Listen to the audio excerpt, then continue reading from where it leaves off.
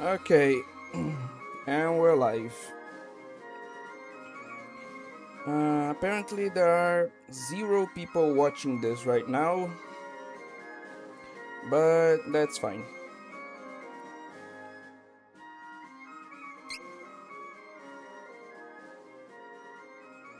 I'll be starting here by myself and hopefully more people will come with time. You know, hopefully.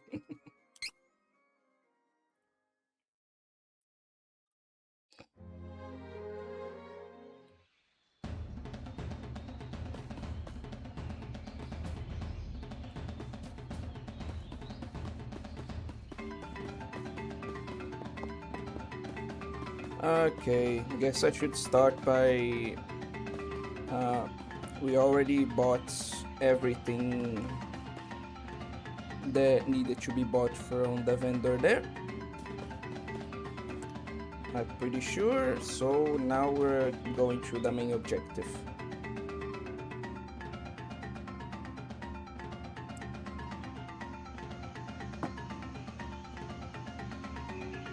I guess I should start by talking about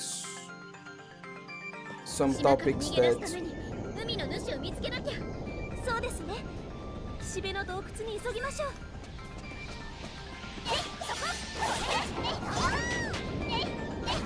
Should I start talking about... what should I start talking about, given that no one is here? I wonder.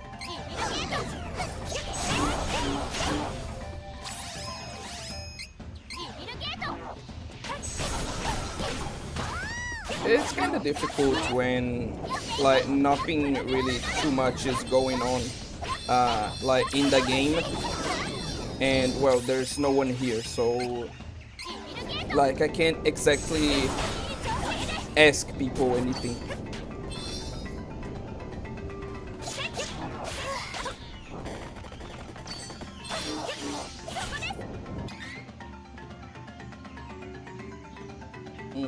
Weird.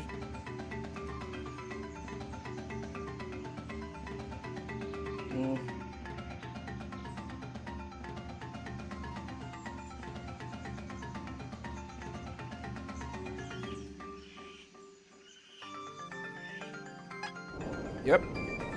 No one.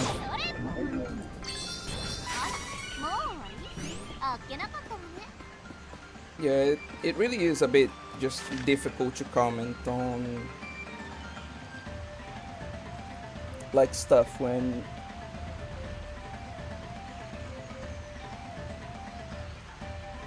As I said, there's no one here and there's not anything too interesting going on in the game either.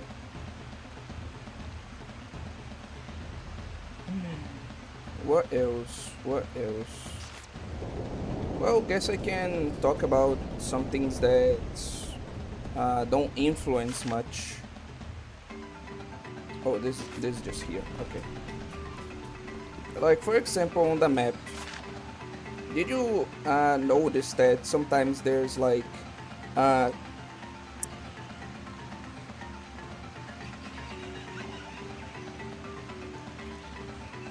how do I say this? Certain types of day. For example, it's Lumina time, Undying day.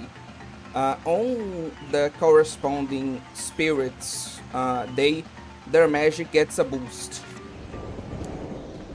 So the spells will be stronger, you know? Don't think it's anyone's day that I have, at least right now, and so I can't demonstrate it to you guys, but whenever this happens I will try to give some examples.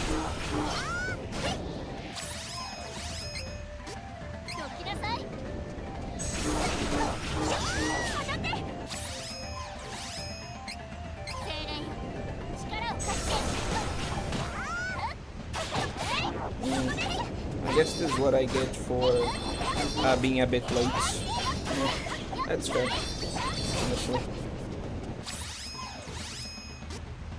What was this guy's weakness again? Wind.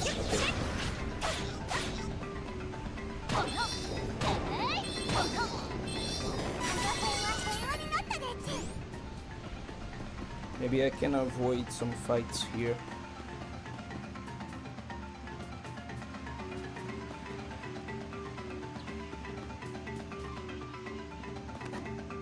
Nah, just go to another.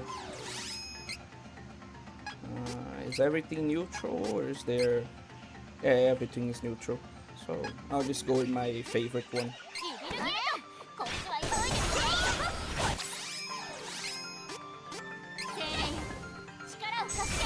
But yeah, in regards to the internet, yeah, that was a whole misadventure, I guess.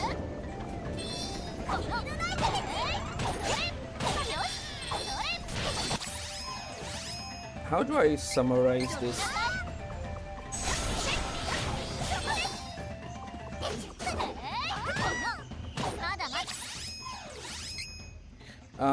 First, technician, that one I talked about. He came here, right, to try to solve the issue, and like it didn't do anything. Like he tried to solve the issue, but like his solution didn't help at all. And so instead of actually fixing whatever the problem was, we essentially just changed the internet. We changed from, I don't remember what our previous like method, how would I classify this? The way we got the internet. I don't remember what the previous one was, but now we have optical fiber, right? And that's how I'm able to string with a more consistent bitrate now. And that's a bit upsetting, honestly. You might be wondering, like, how can this be upsetting? Like, isn't the internet fixed? Shouldn't you be happy? And I am, obviously, but I really would prefer to, you know what's happening, know why this happened in the first place, what the problem was, instead of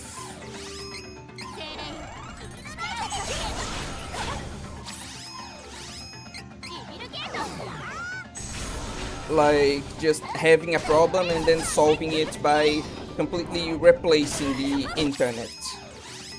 You know, I really would have liked to know what actually was going on and to have actually solved whatever it was. So, you know, I can learn, I can try to prevent it in the future, or maybe do something about it if I can prevent it, instead of just having to change the whole internet to apparently solve the issue.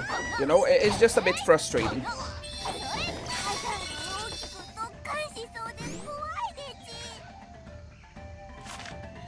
But yeah, internet is fixed, so I guess I shouldn't complain too much. And I just went the totally wrong way. Go me.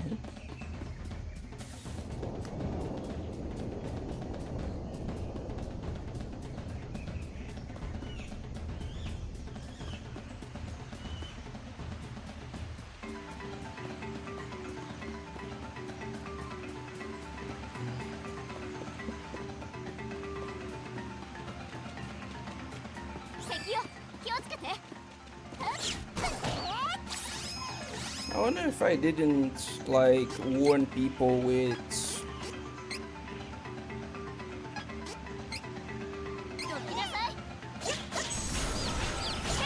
Like, I wonder if I should have warned people earlier, you know? If maybe the reason a lot of people aren't here right now is simply because I didn't warn people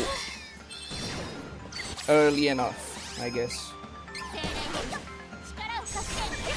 Well, if it is that, then like at least Friday stream shouldn't be too big an issue.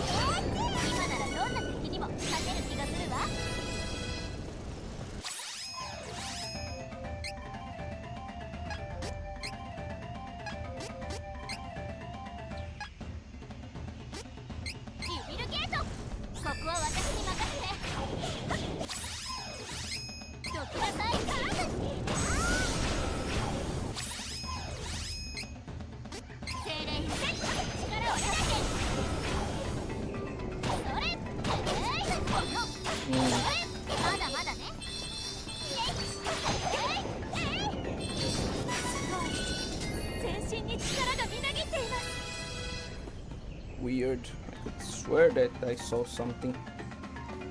Whatever.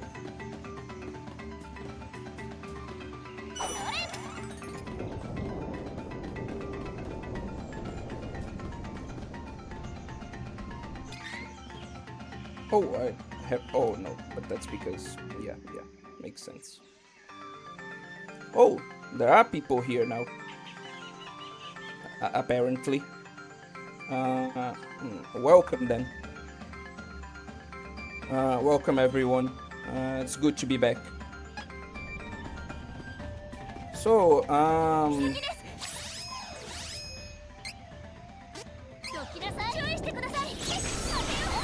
I don't know, I guess I should start asking people questions like, how's your day, or like, what have you been doing, what anime have you been watching, etc.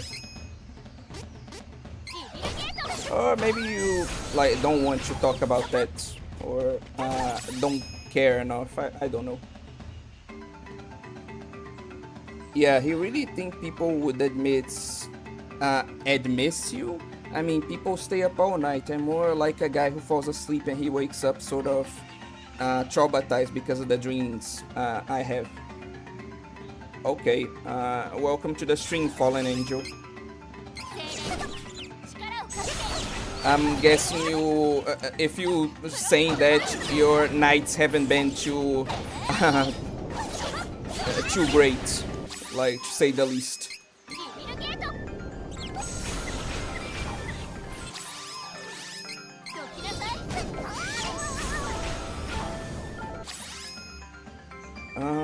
What should I do? Yeah, okay.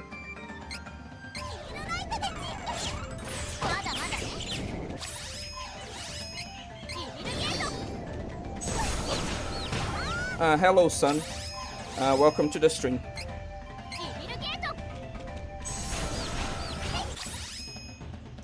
Hopefully, we can have a more stable stream this time.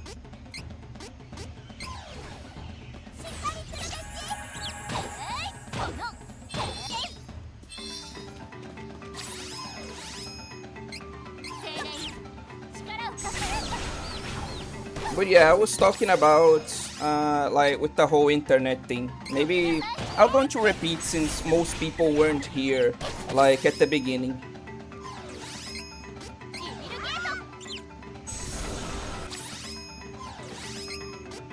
Like essentially we didn't solve anything.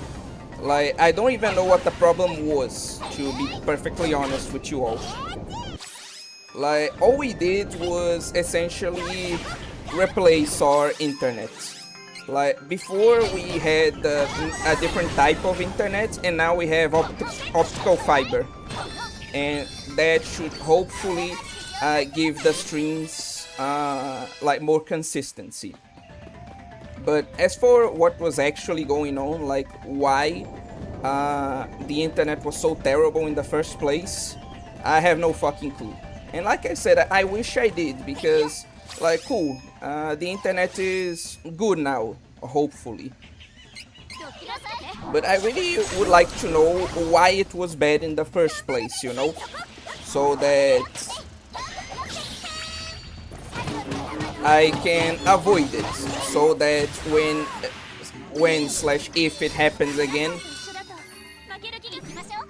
like hopefully I can deal with it better. Either have a way to resolve it myself, or like prevent it from happening in the first place. But I don't, because again I just don't know what the issue even was. We didn't solve anything, we just replaced the internet that wasn't working with one that was, and I'm hoping for the best now. So yeah, like I said, it's a bit frustrating. Again, it's good to have the internet back, but I wish we had solved the issue in a different way, or well, solved it at all, you know? Also, a lot of you were commenting last stream, but like these bee women are really making me act unwise, man. Like I really see the hype now. but that's probably just because I always liked bee woman, like Queen Bee, for example, from Darkstalkers. And well, I also love Power Leotard, so yeah, that's kind of unfair.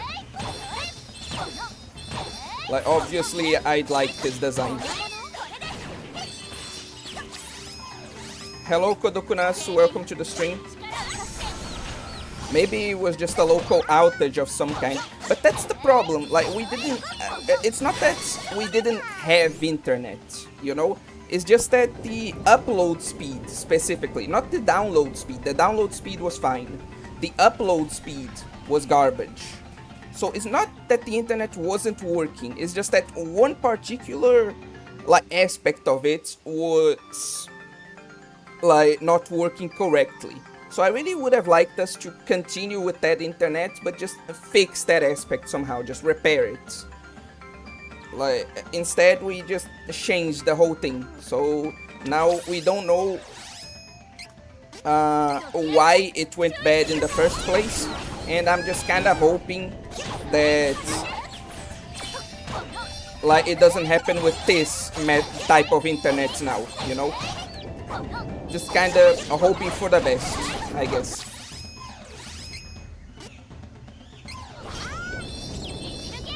So yeah, like I said, just a bit frustrating, honestly, this whole situation.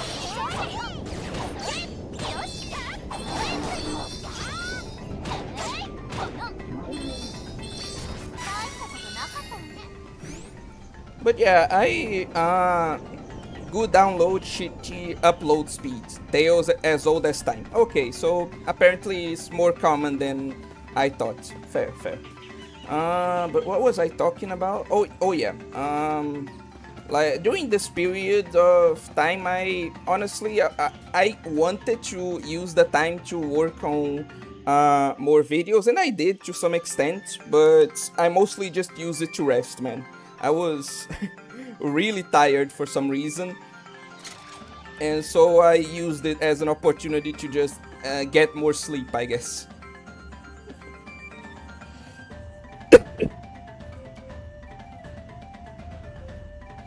Okay, so how are we going to...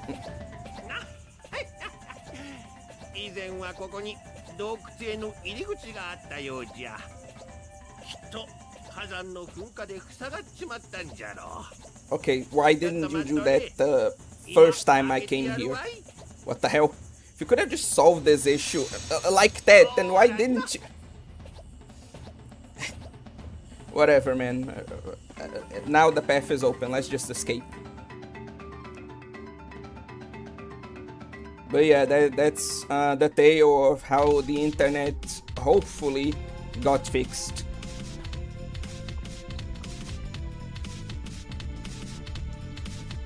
So what did you do during the weekends? Hey, guess what? I got a guy. What do you mean by that?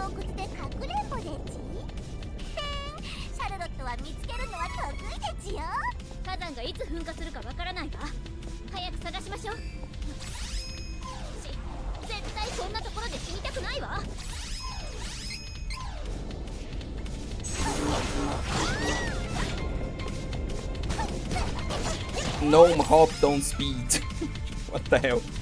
You mean murder or boyfriend?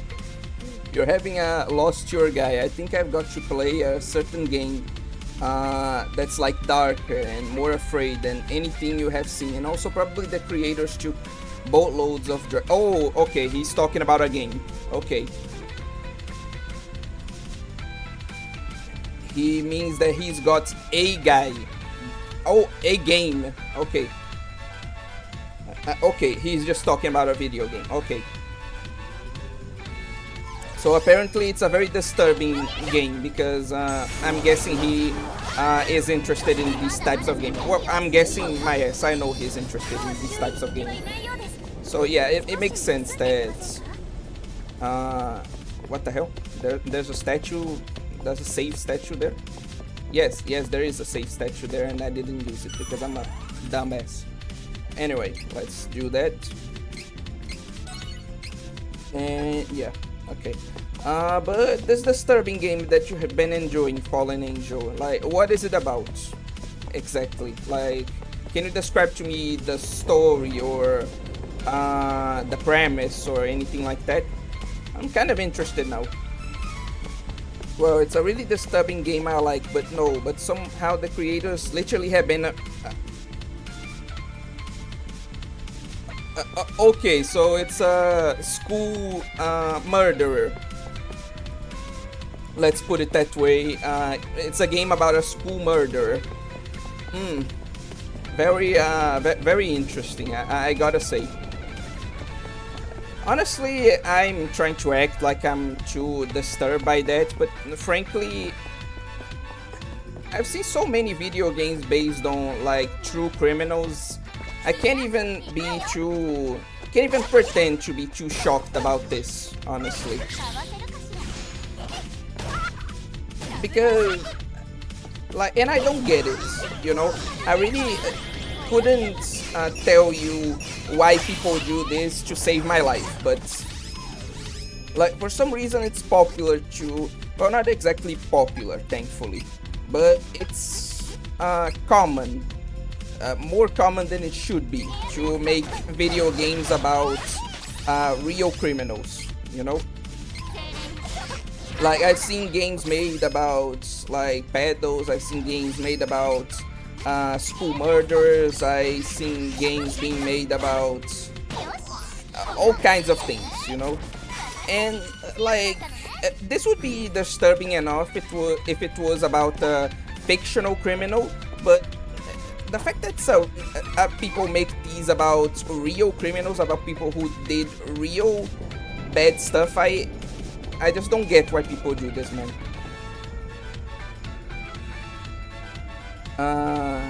Okay.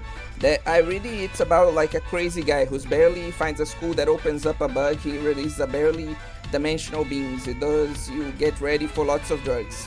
Clearly B right now, I just got stabbed with a niche. Okay, so you're high while typing this. Okay. Great to know. Do any of you do this? Like, do any of you watch my streams while drunk or high or anything like that? Like, I've seen some people who do that, right? I've seen some people who watch certain streamers while under the influence of various substances. So, no, son, he literally said that he's under the influence. That's why he's like this. Or are you talking about me? Do I sound like I'm having a stroke? I would hope not. But anyway.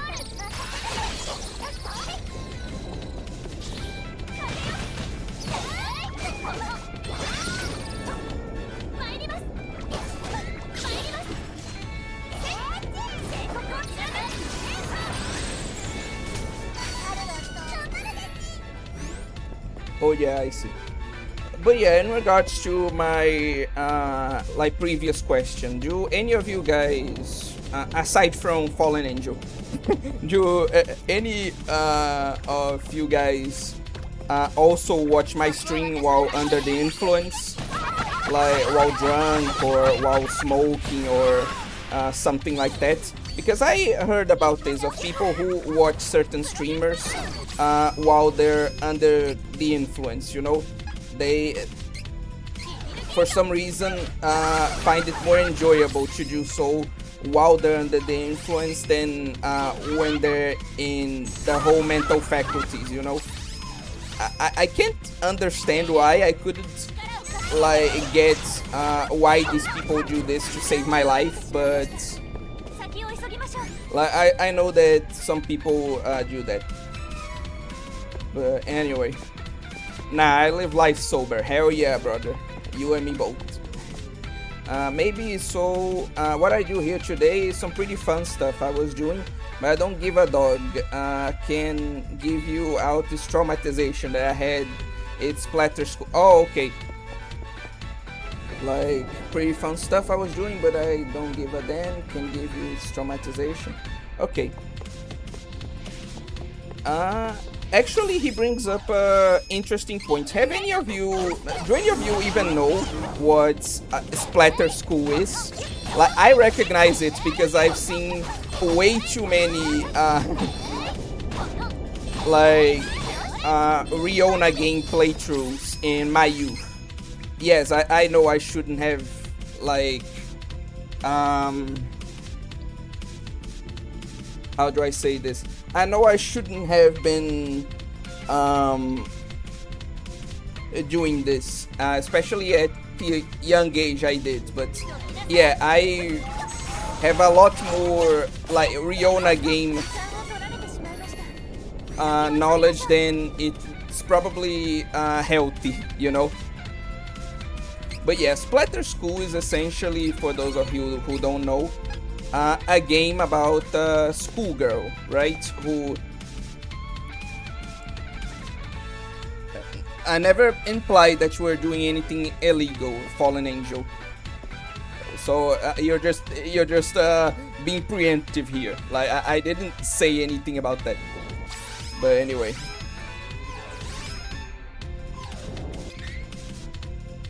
The point is that Splatter School is a game about a schoolgirl that she gets trapped in a nightmare version of her school, right?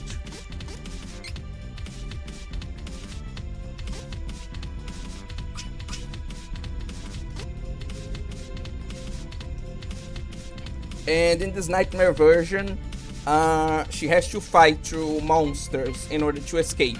But of course, it's a Riona game, right?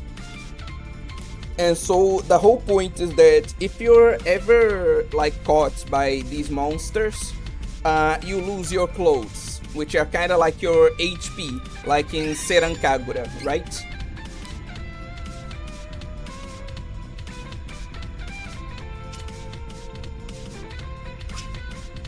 And if you lose them all, well, I think I don't need to tell you, like, what happens.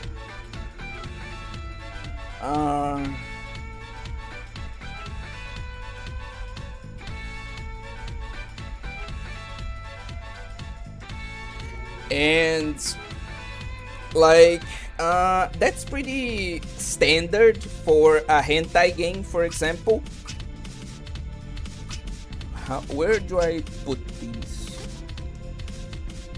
Oh, this is actually a pretty interesting one, but let me see. Oh no, that's like the one I should invest in due to this.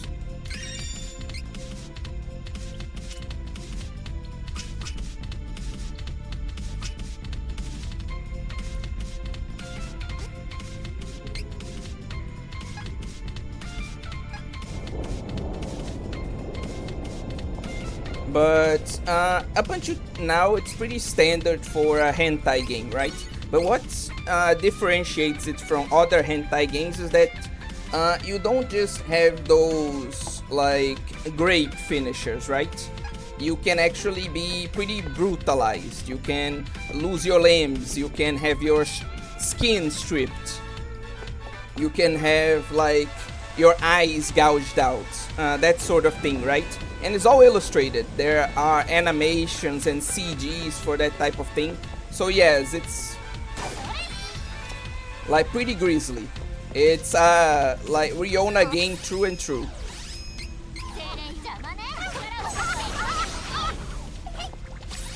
And so yeah, that's why he's describing it as traumatizing, because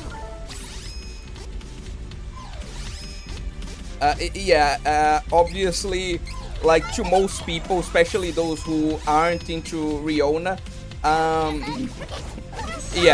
Sun pretty much has the standard reaction there. So yeah, this is what Splatter School is, and yeah, I can't exactly blame anyone for being disturbed by it. It's a pretty, even for Riona games, right? It's a pretty brutal entry. Like, I think the only Riona game I've seen that is even somewhat more extreme is I think Sun has talked about it as well. One called Demonophobia, and that one is just like, it's essentially a horror game. Like with the splatter school, as disturbing as it is, I can at least imagine someone having that type of fun with it. Demonophobia is so like disturbing that I can't. Like in my mind, that's just like normal horror game that happens to have nudity in it, because I can't imagine anyone having pleasure, much less that type of pleasure, while playing Demonophobia. Like it really is that disturbing that I can't imagine people having fun with something as disturbing as like Splatter School. I can't imagine people like having that kind of fun with Demonophobia. It truly is just that bad, you know.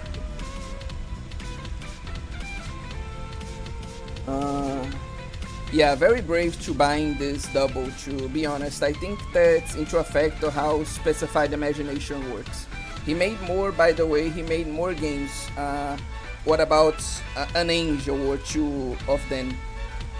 About it, what about Warrior? To be honest, so I don't really like these types of games. It's like, then you guys never grade pain and suffering. Like, what's the purpose?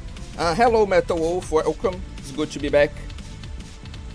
Haven't heard of it. I have played Abaddon, Princess of Decay. I don't remember if it's really Riona or not, but it was a horror game with H elements. Didn't finish it though, because of rage-inducing RPG makeup. Oh yeah. Like, I'll be honest, I don't really get your issue, because I don't, how do I say this?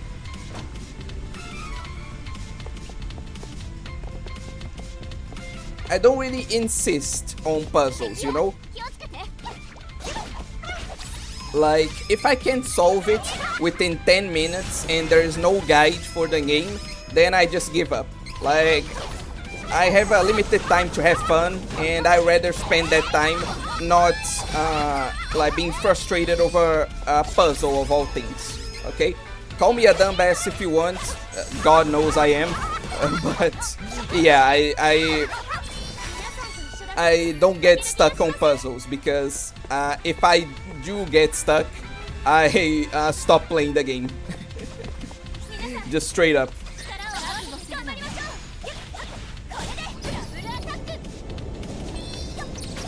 Who do you think is suffering more, the girl from Splatter School or the girl from Demonophobia? Dude, didn't you hear what I just talked about? Obviously the one from Demonophobia, dude. Like, that girl goes through stuff that I wouldn't wish on my worst enemy. Like, it's to the level where I wouldn't wish it on, like, even a fictional character I really hated, you know? Like, if I knew that, like, if it was just a character and I knew that no one was going to get like really hurt, I still wouldn't wish it upon them, because the things that poor girl goes through, like, you shouldn't do, even to characters, you know. Like, I legit feel really sorry for her.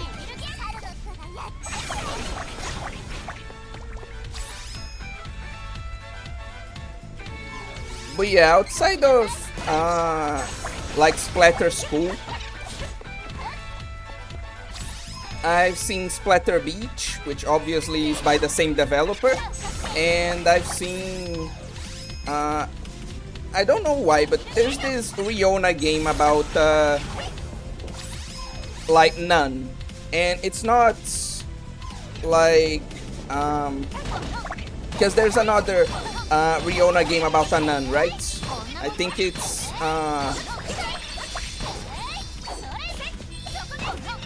I don't remember the name right now. Sinistar, yeah.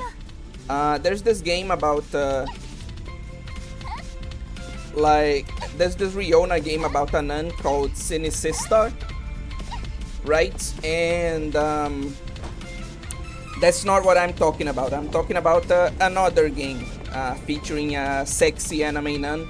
That's also a Riona game that I saw quite a few playthroughs of in my youth that I can't remember the name right now. But yeah, those are mainly the ones I know of. There are quite a few of these that I don't know the name now that I think about it. Like, I distinctly remember one that had like a girl in a swimsuit going through like a demonic world. It wasn't nearly as disturbing as like Splatter School or Beach, but it was still a Riona game at the end of the day. Oh, and I also remember like Crackle Cradle. Yeah, that one is pretty iconic as a Riona game. I think there was another one. What was the name of it? It was one that focused on like asphyxiation. Like, there's a dude that he really likes to make games about girls like swimming and like drowning, essentially. He leans a lot into that kink, you know, and I saw quite a few games from that developer, which were also notable due to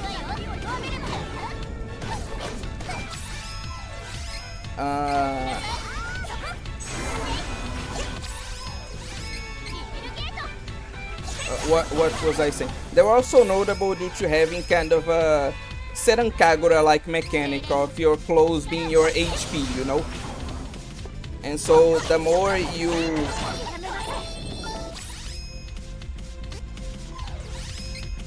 like fought,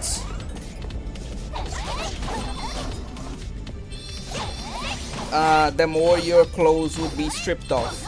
And you didn't start with many clothes to begin with. I think that since the games were water themed, I think all the girls like in that dude's games, I think it was Fox Eye or something like that, like they obviously started it in swimsuits, quite small one-piece swimsuits, so they were already like scantily clad, and like it had the clothes stripping mechanic. Like it was I wasn't into the whole asphyxiation kink, obviously, but like that aspect was fun, at least in a fucked up kind of way, but you get my point.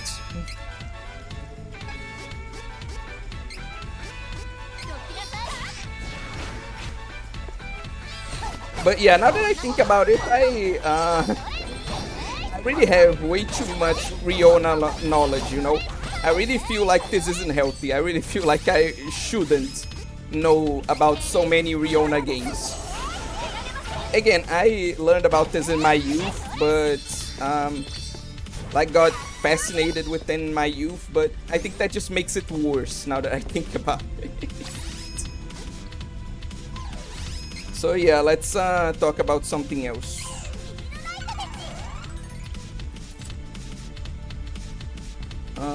What's also interesting?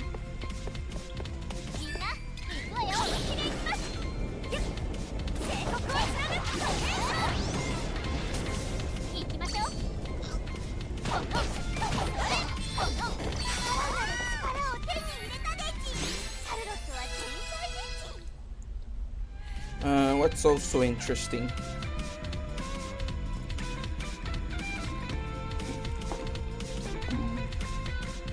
Oh, hello, Tetu. Welcome to the stream.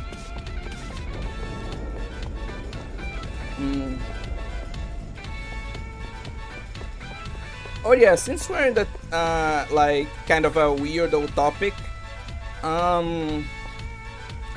like what are some of your favorite hentai games or favorite genre or hentai games? Like what games of the type do you like? One sec, let's see the cutscene and then I'll talk to you guys. 私は邪眼の伯爵、黒の貴公子様の予言に従い、貴様たちを始末しに来た。予言によれば貴様たちは黒の貴公子様にとって Okay, team with Dracula. Like, who is this dude? バイゼルの奴隷商人が言っていた赤い目の男はあなたね。エリオットを返して。お前がローラントの王女か。ローラントの王子は返すわけにはいかない。黒の貴公子様が彼を必要とされているのだね。何さ、偉そうに。黒の貴公子が何だって言うの？そんなやつ知らないわよ。お前たちは知らなくてもいいことだ。どうせ生きては帰れぬのだからな。間もなく火山の噴火が始まる。生き埋めになって死ぬがよい。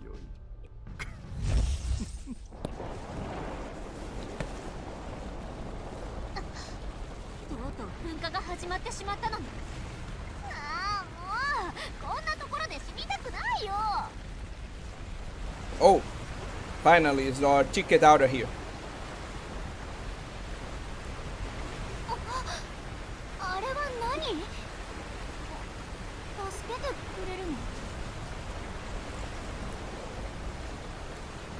And yeah, if you're wondering, this is the fast travel I mentioned in the title of the stream. This is our method of fast travel that we just acquired.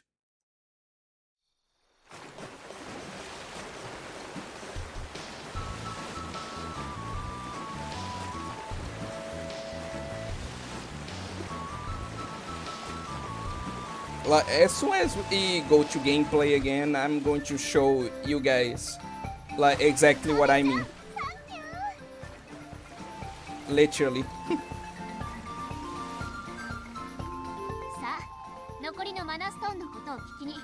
Psyduck has seen better days. Hey, if anything, that's an evolution of Psyduck. Did you see how big that thing was? Like, you put respect on my... This is our fast travel? Yep.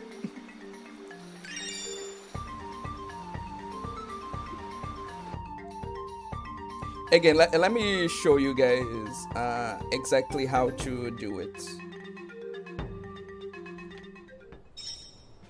Oh, no. God damn it. It teleports us... Whatever. I will show you guys later. For now, let's see some of your comments. I heard that Rance is coming to Steam, which is apparently a famous age game, though I don't know much about it. I unfortunately do.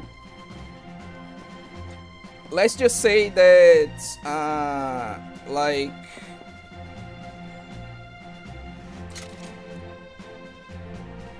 Imagine if Green, like from Black Souls, wasn't treated like the monster he is. Imagine if he was treated like his shenanigans were treated like comic relief. That's essentially Rance, you know? Rance is green. Well, he is green, but no, he is green, but like without the author's acknowledgement of how monstrous he is, you know? That's essentially what Rance is. But anyway, moving on. Are you asking for research purposes? No, I'm just trying to continue the conversation. My favorite is Fairy Maze, though it's probably not a super popular kink.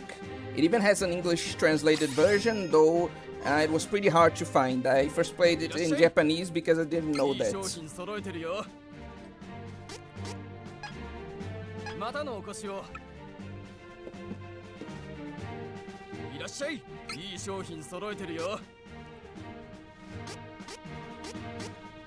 Okay.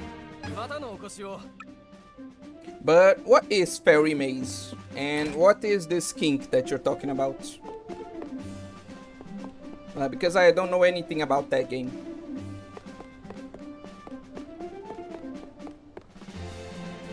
But yeah, I really think I should just progress with the story, since again, I really want to show you guys exactly how the fast travel in this game works. Because it really is just a thing to behold, you know? Like the cutscene kind of gives you a taste, but I really want to show you guys how it works.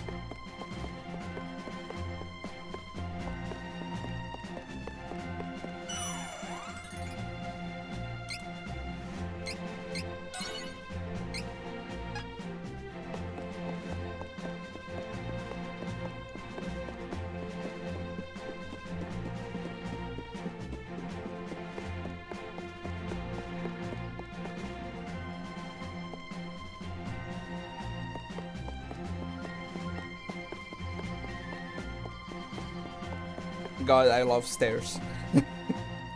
You got the drag? No, we're not there yet. It's the first method of fast travel. It's the King of the Seas. Also, welcome to the stream, Genérico Jerônimo.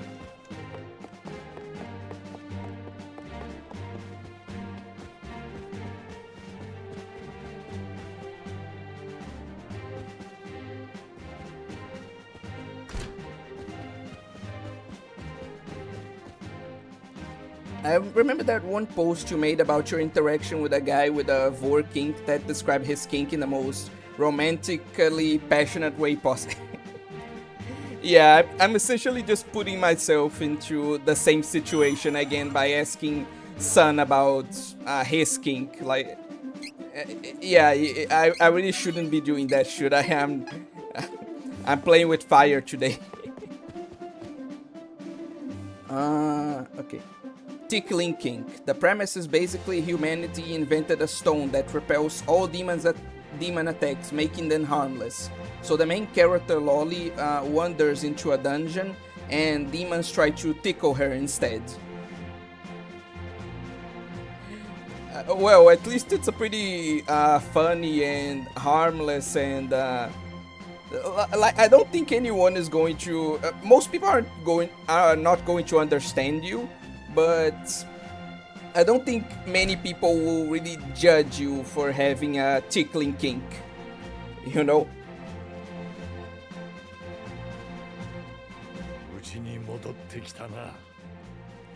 これで八精霊のうち光、土、風、そして闇の4つの属性を味方につけたわけか。ちょうど半分。残りは4つだな。水のマナストーンはアルテナの領地、霊下の雪原の南、氷壁の迷宮にある。精霊ウンディーネが見つかるだろう。だがアルテナはすでに水のマナストーンのエネルギーを解放したらしい。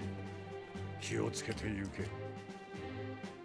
灼熱の砂漠の南には火炎の谷と呼ばれる炎に包まれた谷がある。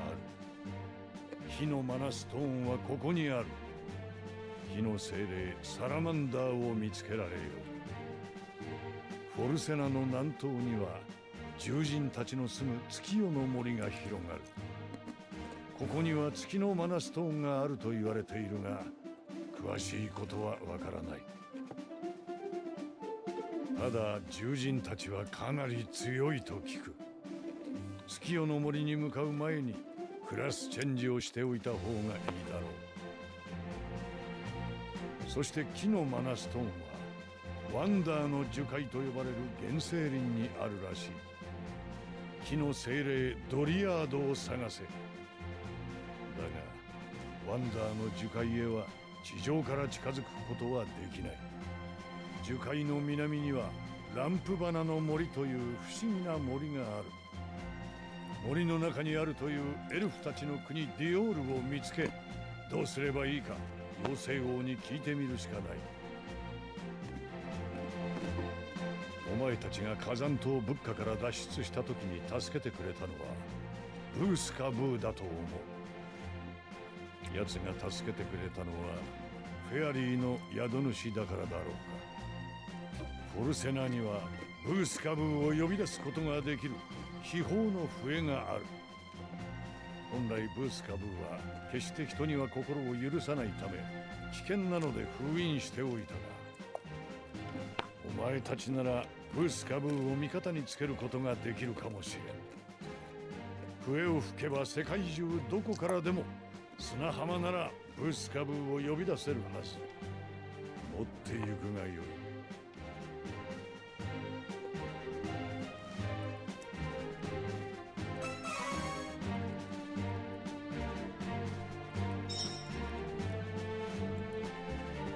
Thank you for the encourage.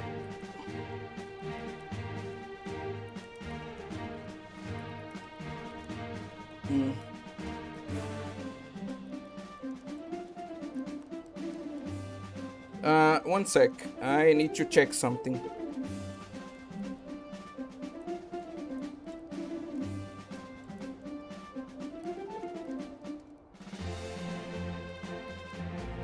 De acha isso?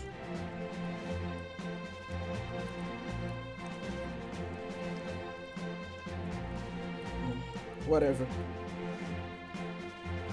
Anyway, thanks for the encouragement and like help. Like King Blonde Man.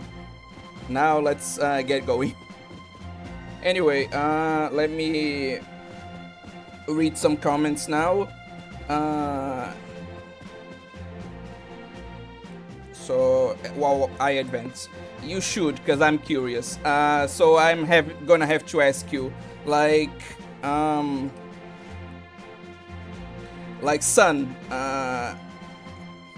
I understand that you have a tickling kink, but why do you have a tickling kink? Like, if you could understand your reasoning for why you're into that, well, at least Teto wants to know. So, if you would be so kind as to do that. But anyway, it's called Fairy Maze because she wandered into the dungeon looking for a fairy medicine to heal her sick mothers. Tons of animated CGs, funny dialogue with the lolly main character and foul-mouthed fairy companion, non-offensive optional puzzles that can be solved without guides, actually fun RPG build strat. Dan, you're really making a good argument for why I should play this game, you know? You don't have to grind much. You easily level up and can freely redistribute to try different builds of skills. Oh, wait. Before I continue, Teto, pay attention. I don't think you've seen this yet, so let me show you our first method of fast travel.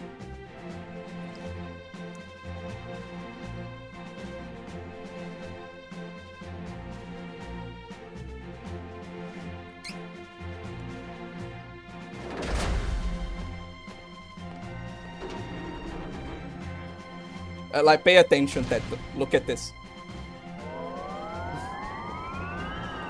Glorious.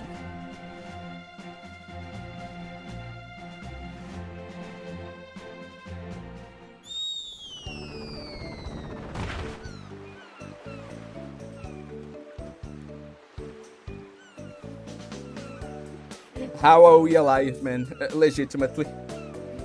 But anyway. Yeah, you really like you're really convincing me to try out this game, son. That's what I wanted to to say. And what else?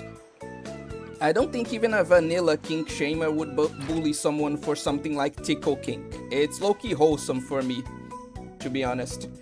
And I admit that while simple, the plot was endearing enough that I unironically kinda got into it, forgetting that it was an age game for a bit. The best ones would do that. I actually wanted the girl to find the medicine. It's funny how Dryad is the stone element while being a plant girl. Yeah, some of these choices don't make too much sense. But anyway.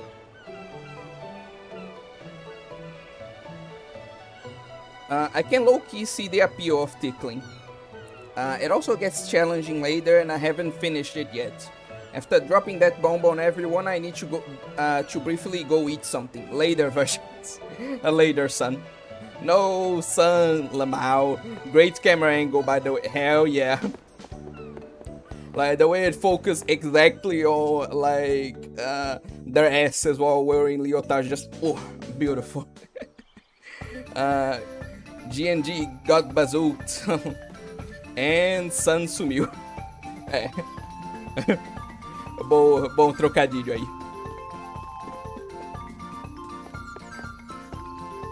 Oh, wait. I can actually demonstrate this. Where is it?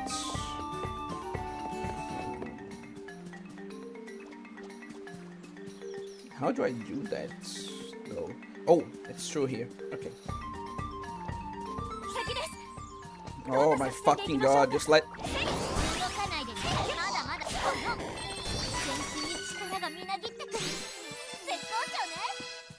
Okay, now let me demonstrate to you like how the fast travel actually works. Oh, and this is what I'm supposed to do. Let me just...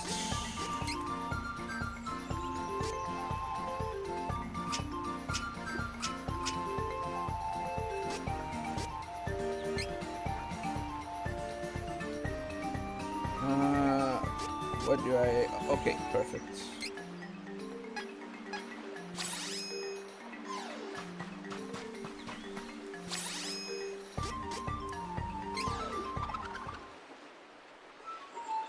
I love that little twirl that they do before using the flute.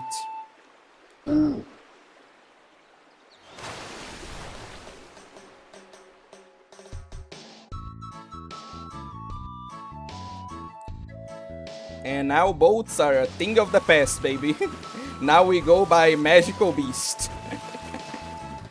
I love this. I legitimately love this. But yeah, from what I'm seeing now, we're kind of free to go to 2 different objectives. I want to get fire magic early, so I'm going to the desert. Wait, should I get fire magic first or water magic? Let's see, what am I... Where the hell am I?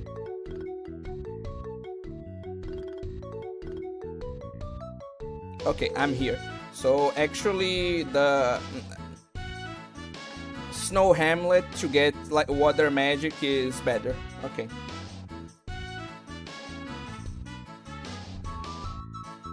Water is better. Okay, and I'm closer to it, so let's get to that. Yeah. No more paying for boats, bitches. Now I go for free. A most sane Teto fan. Welcome to the stream, Otakami. By the way, I remember a video of yours talking about Bang Dream, right? You know there's a rhythm game of Bang Dream? Yes, I did. I love that game, and they're also gonna launch a new Bang Dream rhythm game this year, featuring new bands. I can finally be an Eve Musica main. That's nice. I hope you have fun with it.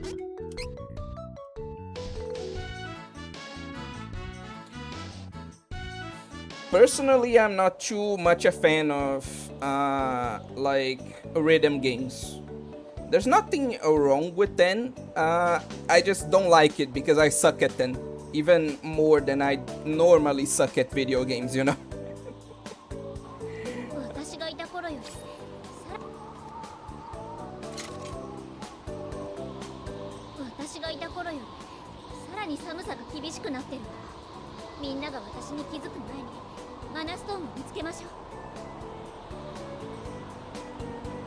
Bang Dream? Bro, not even if he wears the mask.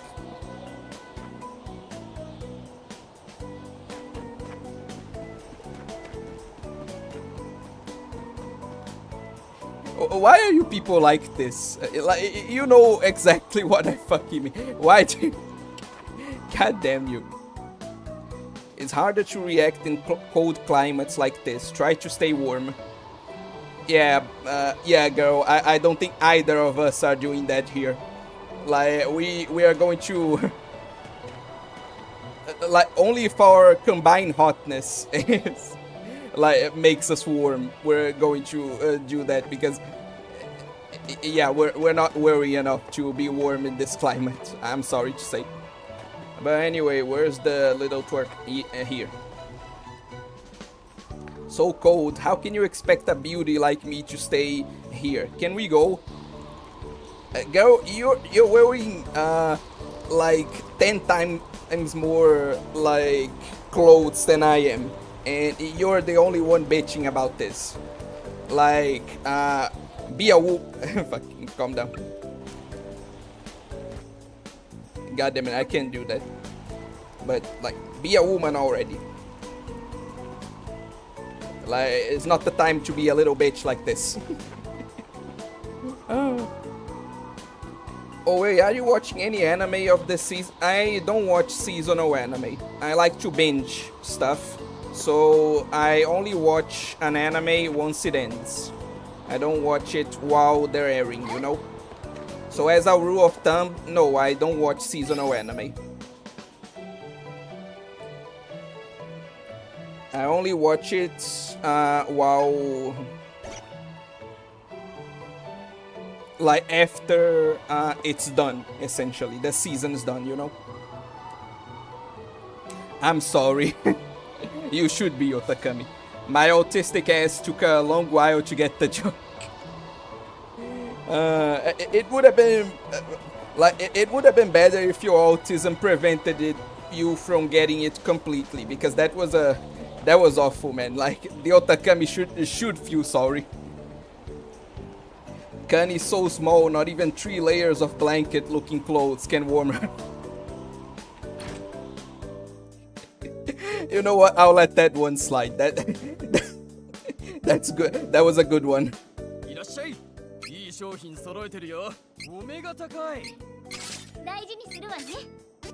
Finally, new good equipment.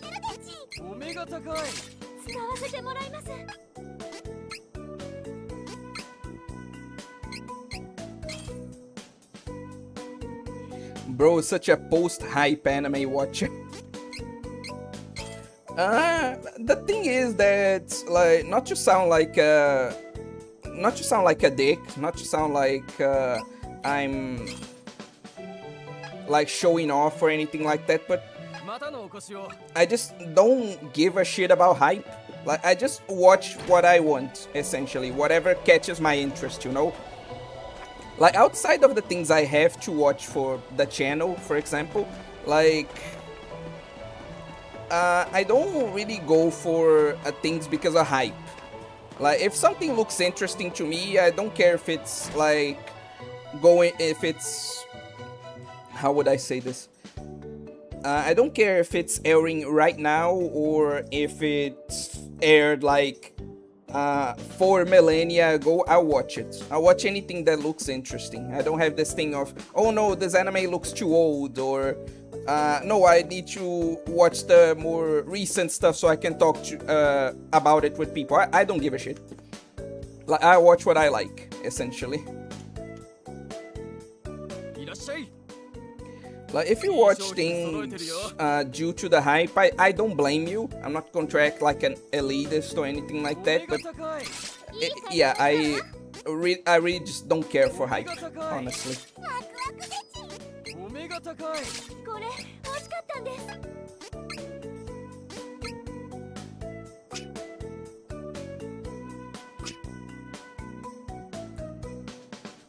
Okay, no, I'm not selling this. And yeah, I should equip someone with this. Okay.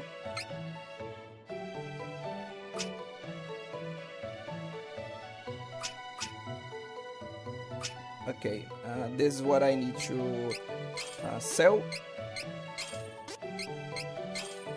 Perfect.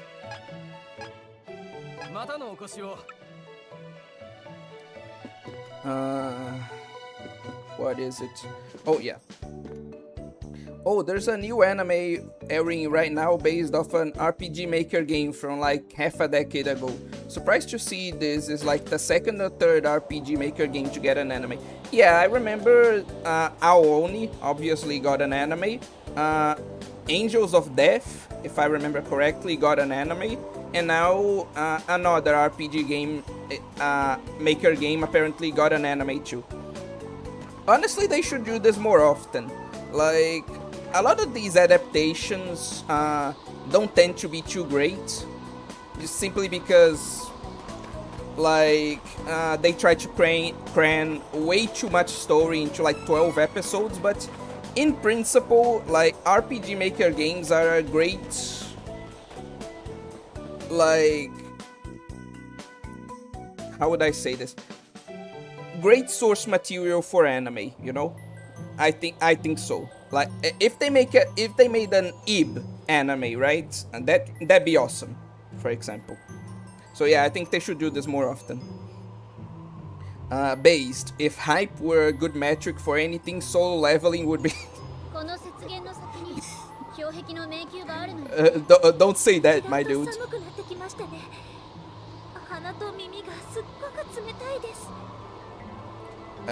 Now you two, woman up, you bitch. It's not even that cold. Like, we're only wearing like barely anything. Like, what are you complaining about? I'm sorry, I just had to. But yeah, I wouldn't like advise you to insult solo leveling in this comment section, because I know that there are quite a few people who are actually into shonen, you know. So I would advise against that. I can't watch stuff on hype because I feel so under pressure, like everybody recommending it, and I'm like, so I prefer to watch it when everybody's more chill. Yeah, it's not the reason I don't care for hype, but I definitely understand, like, a lot of people watch things because they're hype, because, like, everyone is recommending it and they want to see what the buzz is about.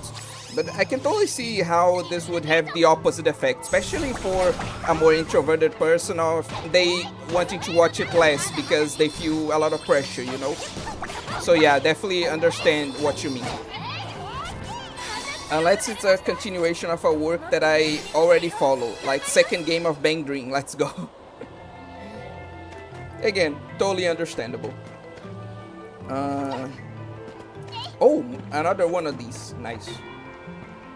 I'm back, and to answer about the tickling kink, it's kind of an S&M thing, but without any physical harm or pain, which I think is the appeal to it. Maybe it's also just that girls are attractive when laughing. Then, you know what, pretty base reasons, I'll say.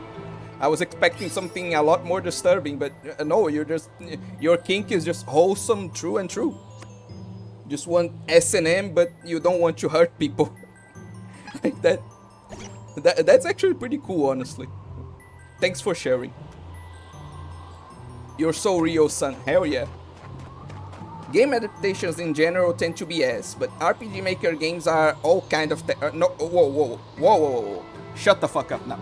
What do you mean RPG Maker games are all kind of terror? Now you're offending me. Now I'm about to ban your ass. What the hell?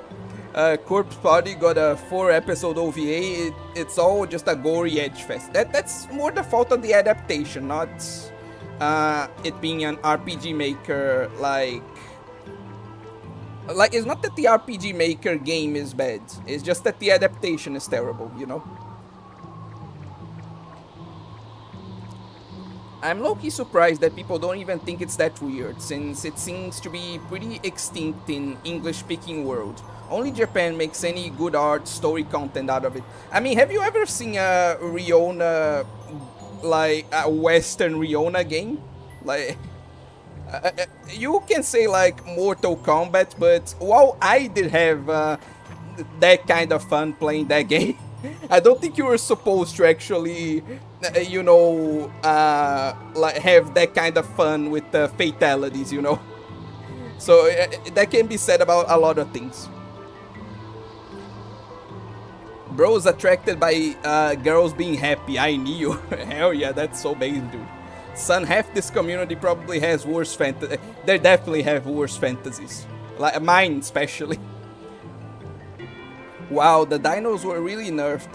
In the Super Nintendo version, they started as a super egg and then exploded and become super violent and fast. Good thing I don't have to deal with that. Jesus Christ. That sounds terrible. Yeah, fair.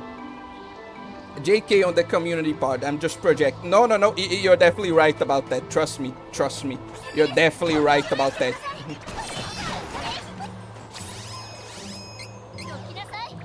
I was talking about animes based off of RPG Maker games, not the games. Angel of Death was pretty meh, but to be honest, the game was also kind of bland. But it's not a bad anime. Oh, okay. You remain unbanned for at least a little bit more, you know? If I started talking about my kinks, that would be weird. Wait, no. Wait, Sun had, Sun shared his, so now you gotta share yours, Teto. Like, that's not how this works. Like, if he shared his, now you gotta share yours. You can't just leave us hanging like this. Like, no, now you have the responsibility to do that. I don't make the rules, man. You just gotta now.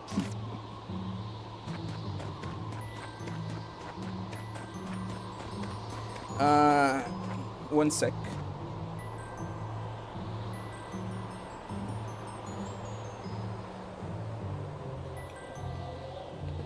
Sorry, my throat is killing me. Let me just drink some water. Then we'll continue with the game.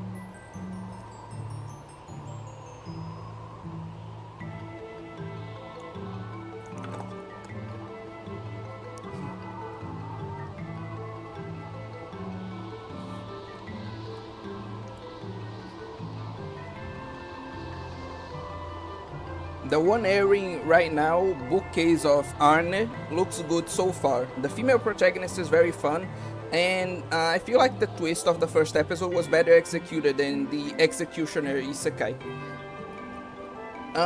It's a thing I noticed, like there are lots of anime like airing right now that are either shoujo, like legitimately anime protagonized by women that aim to appeal to a female audience. There's a lot of those right now, and there's also a lot of anime not really shoujo, but that have a female protagonist. Like, female protagonists are just getting more popular in these more recent seasons, I noticed.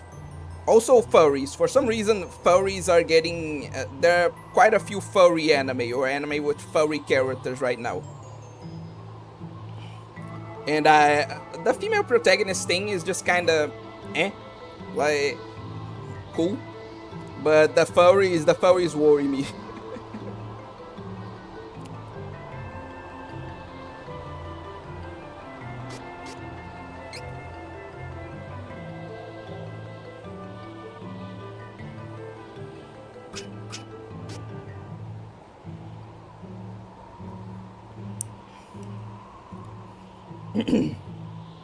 The tamest kink I have is oviposition, egg laying.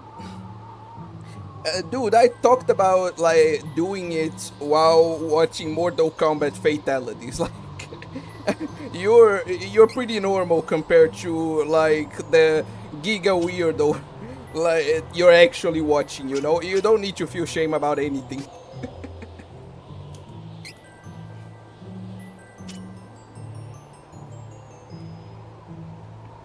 Her partner is a Bishonen vampire, so I feel like they're definitely aiming for a female audience, not lol. I want to play the game now.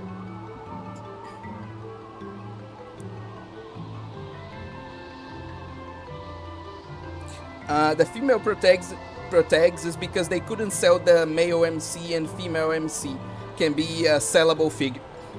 You know what? Given how popular Stellasaurus like female protagonist is right now, to the point where like she is literally described as the best girl, like even better than some of the girls you can get through gacha,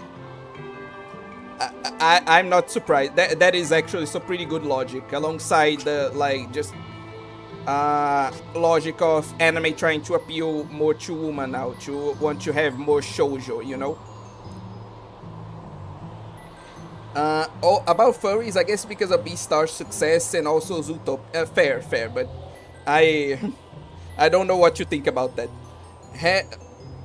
And like, as much as I like Zao too from ZZZ Teto, I don't think furry by itself is a bad thing. But I noticed that the reason I'm worried is because I noticed that a lot of furries are just ultra against anime. Like some of the most annoying aunties out there are furries. So that's what kind of worries me about this, you know? But anyway. If Teto were here during the last Mana stream, he would feel himself the most normal person in the world compared to me. Oh yeah, you fucking degenerate. Like, I still remember what you did, you fuck.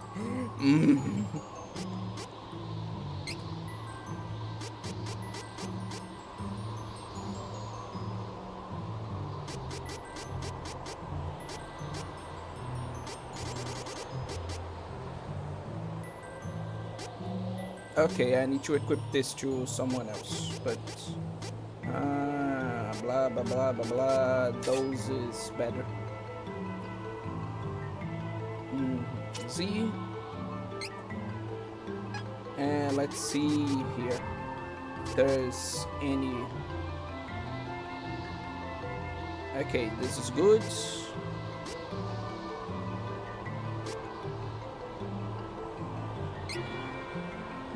Let's see, I think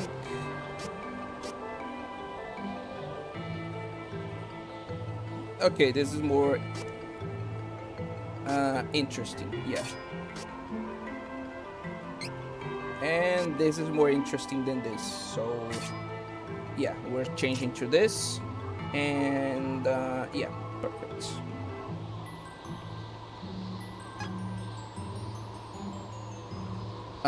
Also, about the early comment about this season appealing to women, I wanna rage about what they've done to samurai troopers. Go off, dude. What have they done to, like, samurai troopers? I don't like the art style of Beastars. I prefer the more anime-esque furries like Zell. Me too. Also, isn't the Beastars author's daughter, the Beastars author daughter of Tabaki 1? I don't know. It'd be really interesting if that was the case, but I can't say one way or the other, frankly. Oh, never interact with Western furries. If you want a good furry fandom, take a look at the Kemono artists, basically Japan's furries. Okay. The Otakami, yes, she is, and that explains a bunch of things. Okay, then you learn something new every day. But I'm really curious, like, what did they do to samurai troopers, and how is this related to appealing to women? Like, you actually got me really curious about this. I don't know anything about samurai troopers, but the OP of the new anime is cool as fuck. I'll be honest, I don't know anything about samurai troopers either. この装備は動きやすいのよ。それにおしゃれには我慢も必要なの。まあシャルロットみたいなガキンチョにはわからないだろうけど。あんたシャルロットをバカにしたですね。そんな格好で風邪をひいても知らないですよ。I love that they actually acknowledge this in game. Like, yeah, I'm cold as fuck, but I'm also hot as fuck, you know. Like, you gotta be cold to look this hot, you know. I love that. I'm framing this and putting it on my wall. You gotta be cold as fuck to look this hot. That's just a great quote, you know. Anyway. Whatever. About samurai troopers, man, they turned into weird, like the boys wanna be with a BL art style. Okay. I mean, soft gore and scatological kings aren't as underground as I thought, and that I learned more recently. That makes me feel more safe. Okay, soft gore. I can't judge you due to the whole Mortal Kombat shenanigans, but scat is where I draw the line. Now you went too far. Like, what the fuck? The Beastars author is kinda crazy with her mangas. Yes, such a creative mind. The boys like the superhero comic. And one of the characters is some sort of fanboy that likes to cross-dress, and villains become a bunch of edgy BL character wannabes. So they took a manga that you like and made it into a glorified BL bait. you're guessing to appeal more to women, and you don't like that because obviously, like, if they wanted to do that, they should just get something that already appeals to women and adapt that instead. Is that your point? Because if so, then I can totally understand.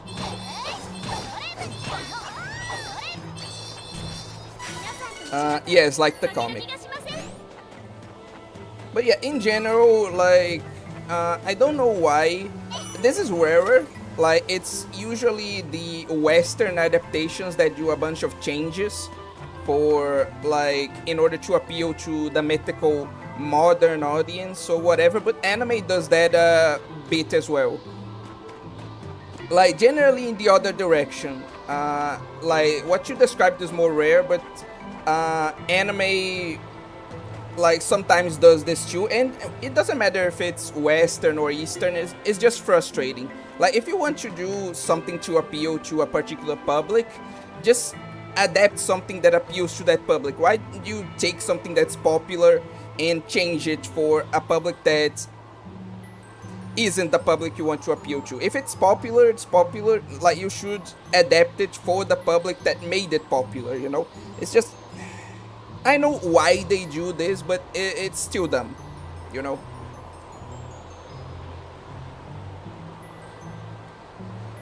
I went too far? Come on. Yes, you did. You know you did. Oh my, another 90s anime revive for the mod. Yeah, they've been doing that a lot, especially Netflix, now that I think about it. Yeah, this has been happening more than I thought. And the one I was talking about that was kind of done the opposite is an anime I think a lot of you guys will know about, called what was the name of it? I think it was it was one about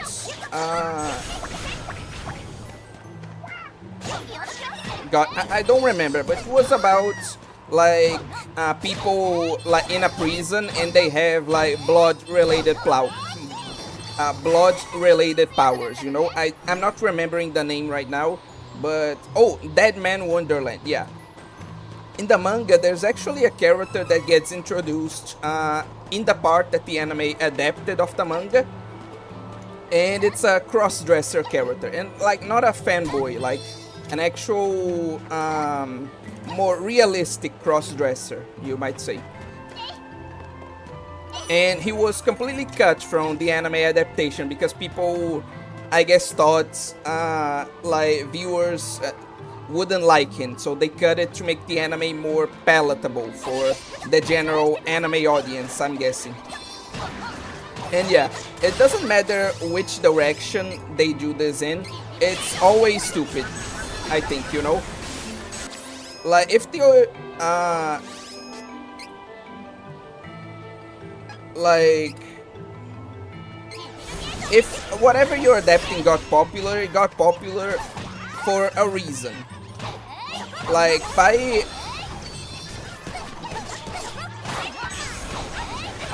doing that, you're just shooting yourself in the foot. Because you're essentially taking away some of the reasons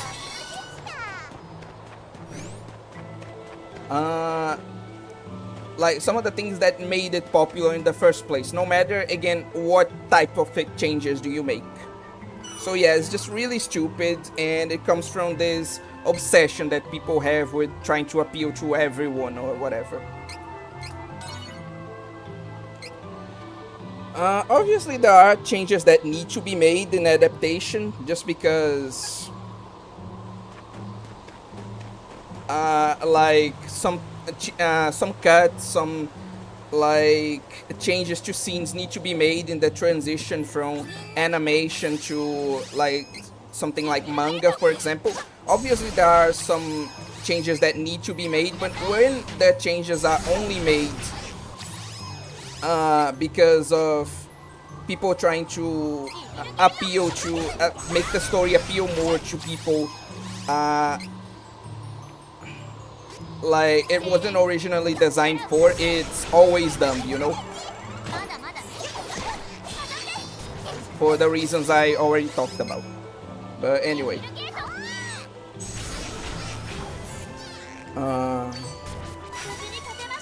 As much as I love traps, but this doesn't feel right. Modern audiences, yikes. Like, you don't like the modern audiences argument, Teto? Or are you saying that, like, you don't like it when they do things for modern audiences either? Like, I'm not... Let me be clear here. I'm not trying to put you on the spot or to own you or anything like that. I just want to understand more the argument. Because it's interesting, you know, to see people with different arguments and to argue in a respectful manner. So if you do have, like, a counterpoint or you don't like a certain thing I say, please feel free to discuss it here, you know. I'd be super interested to debate and try to talk things out and just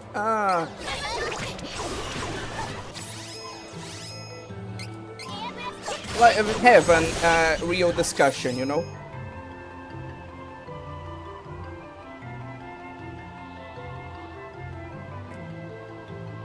It's crazy that there's an audience that wants accurate representation. When they get it, they get mad and call it too stereotypical. Like, what? Oh, okay, so that's what you meant. But yeah.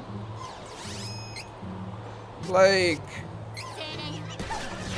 I think we were talking about this in the previous,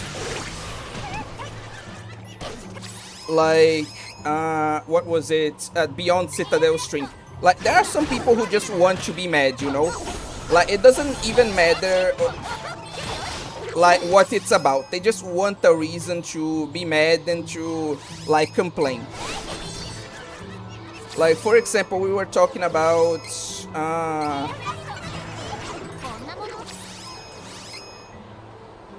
some people that had a problem with, like, Seed, that character from ZZZ, right? Because in the original advertisement, it kind of made it appear like she was not just a girl controlling a giant robot, like a normal female character that controlled a giant robot, but that they would get the actual giant robot, you know? And a lot of people got disappointed and complained about this. And we were talking about, like, that people should have been aware of this. They should have figured it out, you know? Because it's ZZZ, it's the Gunnar Hoyo game. Of course they would, like, make a pretty girl instead of a big robot character, you know? And the worst thing is that, like, people were saying we actually recently got a badass robot character, and these people are still complaining because, oh no, his gameplay isn't meta enough. Like, there are some people out there who just want a reason to complain. That's it. But anyway, I recall an anime about a dancing hero that's from the 90s, and then it got a remake with the most on-the-nose and meandering pro-LGBT message ever. Thankfully, I forgot the name.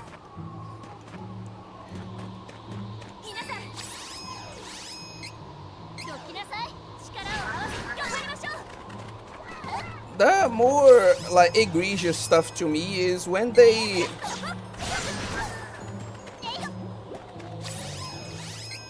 like...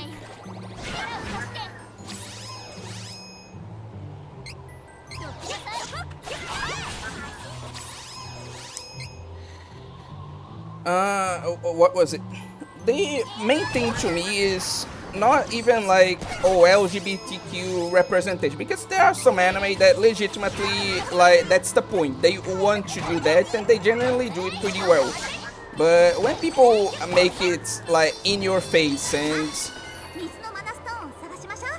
like, they insert this into stories that didn't have it before, that's when I have an issue, you know?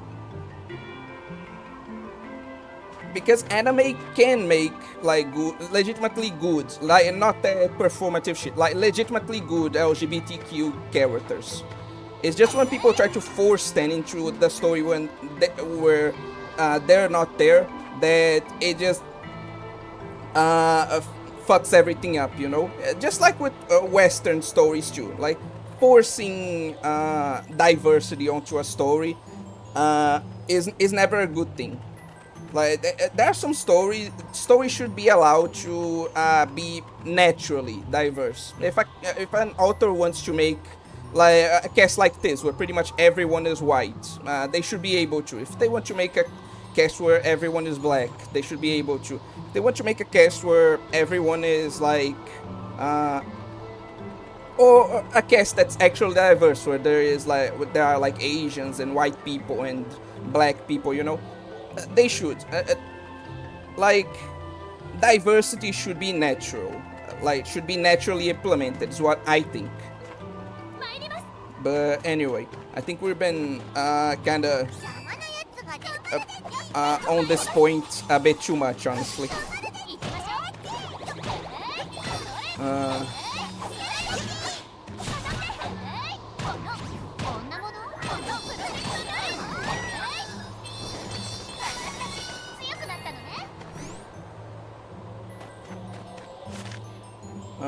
Wait, was there a part I didn't explore?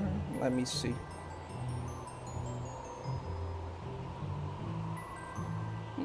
No, since I explored everything. Okay.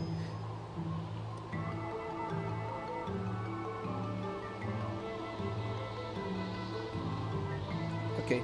It's also important to research stuff before criticizing too, that's fair. Have seen a lot of people complaining about the Reverse 99 gacha making a collab with Atomic Heart, but when I looked up, both games seem to have a Soviet Union aesthetic, so now I'm confused about what's the issue. It seems like a fitting collab. It is, but like Atomic Heart was made by Russians, so a lot of people see supporting that game as supporting the Russian government by default.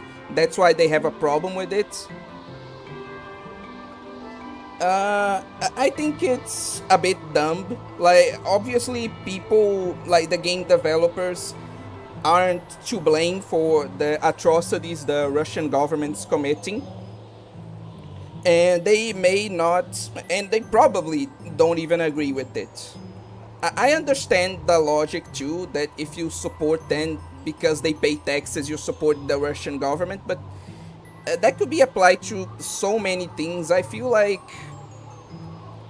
it's not a valid argument, especially because you're essentially punishing people who have nothing to do with it because their government's being shitty, you know? But anyway, that's just what I think. Wait, wait a minute. Reverse 99, the Yuri game, is collabing with a Russian game with a horny freeze. Lol. See, this is the only gacha I know besides Nikkei with butt jiggle physics. Yeah, I love those. When they say modern audiences, they never really mean it. They mean SJW audience. And yes, I'm digging up a word for 2015. It's the only word I can think of to describe the people who are referred to by modern art. No, don't worry about it. You know, a lot of people feel like, oh no, I can't use that word because people going to think I'm cringe. Look, don't worry about that here. Like, we accept the cringe here. Basically, a small selection of people who complain to social media about things that the majority of anime fans don't care about. Yeah, Generico, lol. I don't know much about Reverse 99, so can you explain to me what's the issue? Agreed, I hate when an existing story is mutilated to fit some new agenda. Sorry, but I also don't know much about Reverse. The only thing I know is that Reverse heavily focused on being aimed at women and the majority of characters are LGBT. Oh, so they have another one, okay. And every single time you have a problem with it, every single time it's, oh, so you hate XXX. No, bitch. If you invented your own story, it would be fine. While Atomic Heart is focused on male players with sexy robo women and the like. I think it's, again, more the whole, like, political aspect to it. Because I remember this being an, like, also a problem with the Atomic Heart itself. But that could also be a part of it. Just don't try to change existing ones. I watched on character trailers on the official Reverse 99 channel, and they really lean into the Russian aesthetic when announcing stuff. Oh, so that's the issue. Bro, there are so many actually good, underrated LGBT representation in anime and manga out there, but no, we have to change an already existing work so it can have the mosey, no personality, no personality, no charisma, no most stereotypical representation ever. Just so a small group of annoying people can look at that and say, yes, queen, icon. Yeah. You mentioned this perfectly. Like, for example, I'm pretty sure that there's a character in Zombieland Saga who is canonically, like, it's not just Westerners confusing like another trope for this, or just trying to like assign their own understanding to a Japanese no, there's a character in Zombieland Saga who is canonically transgender, right? And they actually did make, I think, a really good story with that character that didn't just reduce it to their identity. It used their identity to tell an interesting story and to make a genuinely interesting and complete character, as well as a pretty adorable one. So yeah, I totally understand what you mean. Like, and there are so many other adapted manga like about LGBTQ characters that they could take from and that are actually pretty popular. That, like, it's just sad. It's just sad to see. That's so true. So many good LGBT manga go unnoticed, and yeah, that's what that's the problem. Like, by doing this, by just wanting social media points and having no concern with actual representation, they're just missing the opportunity to like have genuinely good and likable LGBTQ characters made by genuinely talented like LGBTQ people. Like, it not only is performative and not only like it doesn't really help anyone, much less the story, it genuinely to a minor extent, I think, harms the LGBTQ community, even if they don't intend for that to happen, you know? So yeah, I do agree. Yeah, true, I guess it's more of a political problem. When you complain about that change, you're a phobic or an ist. You're part of these communities, and if you're part of these communities, you get accused of being a pick-me and sugarcoating bigoted people. Oh wow, because like you want the LGBTQ representation to not be garbage. Oh, wow. Just fucking, I swear. I guess the problem is that the people who are trying so hard to make extremely politically minded stories do not have an actual artistic vision. Exactly. That's you hit it. You hit the hammer on the head with that take. That's exactly the point.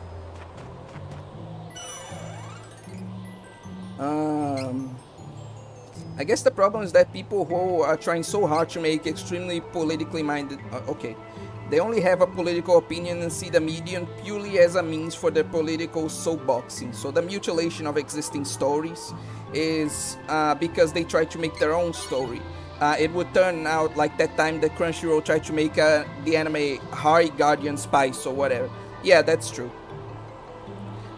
Side Games has a lot of LGBTQ and some other games. Grand Blue Fantasy has like 2, 3 if you count the gender bent Lolly Alchemist. And Zombieland was made by Side Games. I remember that Steven Universe ass looking anime. Yeah, I wish I could forget personally. Okay, no training points. But yeah, we talked enough about like this topic. I think we should move on to what's the point? I think we should move on to the actual game.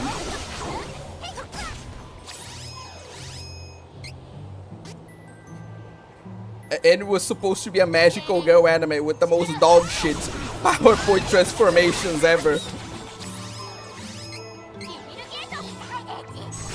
I legitimately believe that like Westerns are physically incapable of making magical girls anime. Because magical girls anime inherently like requires things that Westerners just don't like. One of them is sincerity. Like, Westerners can't do sincerity. Like, if something could be perceived as cringe, like, the characters have to acknowledge it and point out, like, oh, yeah, it is pretty cringe, huh? Like, these cliches are kind of cringe, huh, guys? We're totally self-aware. Like, so that's one thing. The second thing is that magical girl anime, one sec.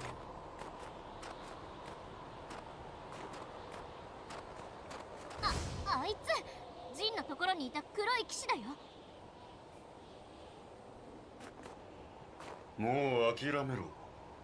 お前たちが労せずとも我々がマナストーンのエネルギーを放出し聖域への扉を開いてやる。そしてマナの剣を我らが竜帝様に捧げるのだ。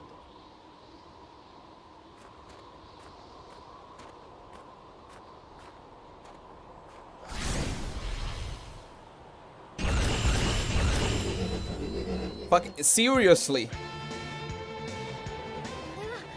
大地の裂け目で戦ったゴーレムってことはあいつのグレンの魔導士だね。痛いわよ。当たってダブルアタック。 Holy, what the fuck?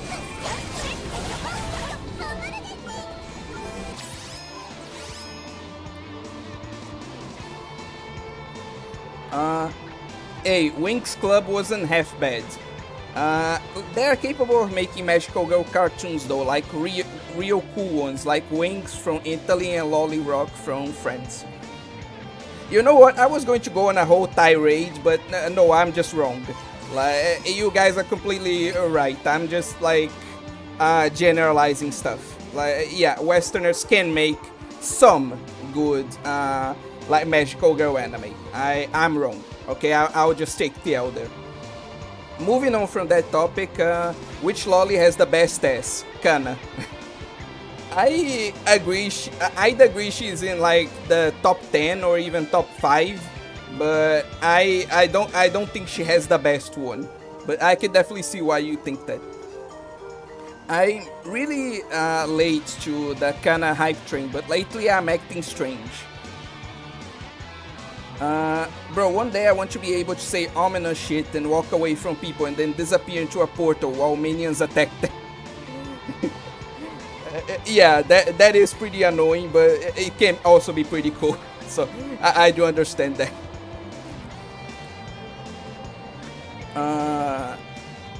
What is it?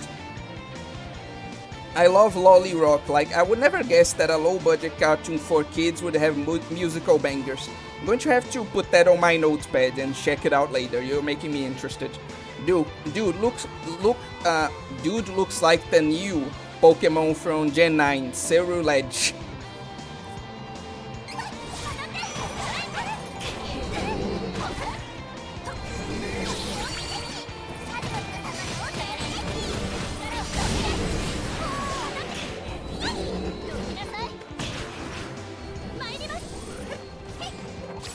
I don't keep up too much with like modern Pokemon.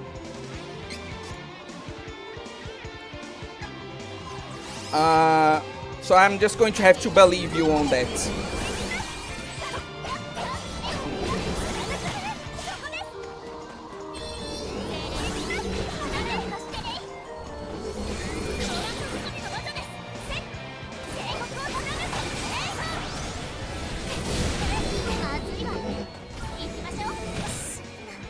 God damn it. Oh, hello, Big Pew. And, God damn it, I got you distracted.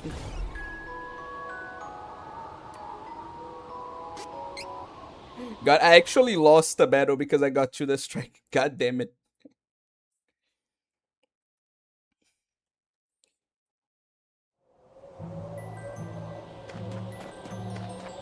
Let me just get caught up with the comments and then I'll lock in for the battle. Wait, Friends made an anime with Lolly just straight up in the title. Teto Teto, look up Show by Rock, is very fun. Yeah, Show by Rock is very fun. This string almost came up on my school's TV. Yeah, that would have been a bit awkward. I thought that Friends was really against lollies. Anyways, have a good stream, Mr. Obscure Anime. I'll be back momentarily. Okay. See you, like, in a bit. Probably lollies as in lollipop because candy equals for kids. Fool of you for thinking I never watched Show by Rock. Fair, fair. Oh. Look up Amorug and Cerulege. They cool as fuck. It's a split evolution for a small Pokemon called Sharkade. I'll see this later. But I'm guessing you think that it looks a lot like this dude. And yeah, I'm skipping this cutscene this time. And I'm going to lock in a bit for the battle. So I won't be responding to things for a while. I will be talking, but I won't be, like, responding to you guys.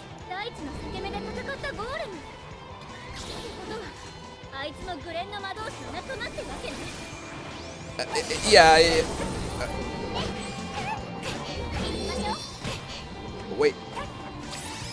Is she petrified? Seriously?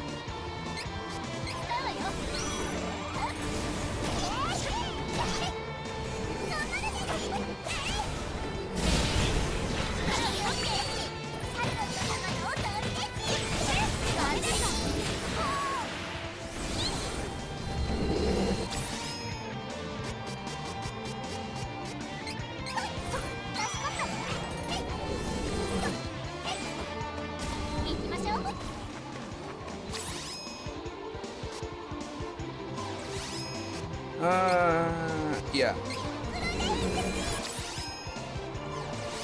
Okay. Oh, wind is actually the weakness. And it's the power element of, like, this day.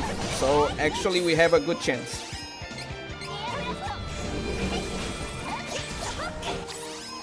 Ah, dodge your stone cloud, idiot.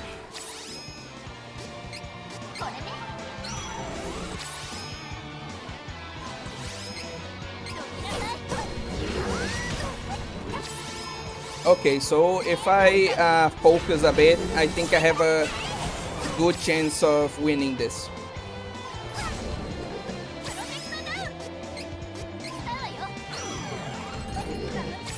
But the AI doesn't help either, you know? Like, they make zero effort to dodge anything, you know? And these attacks aren't even really too difficult to dodge, so the AI really just has a skill issue, you know? Totally not just me coping.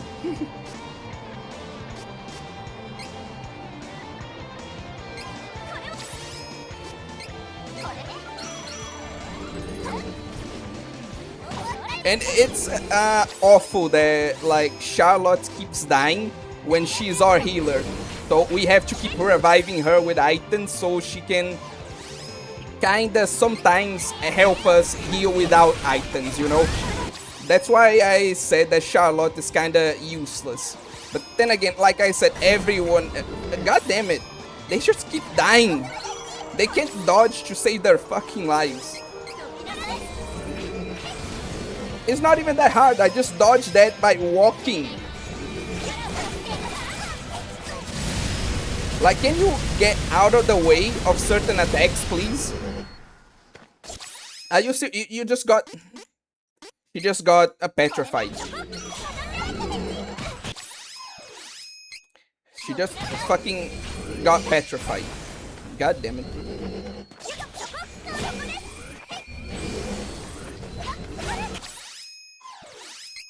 Okay, let's use you to heal and then easily dodge the easily dodgeable shit.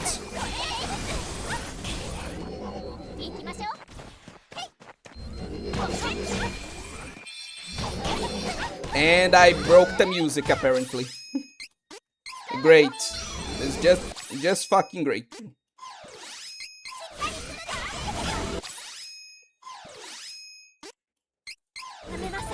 And I barely healed, and I already have to heal again. Like, these party members are actually useless, bro. Like, they're actually goddamn useless. And I broke the music, like I said. Just amazing.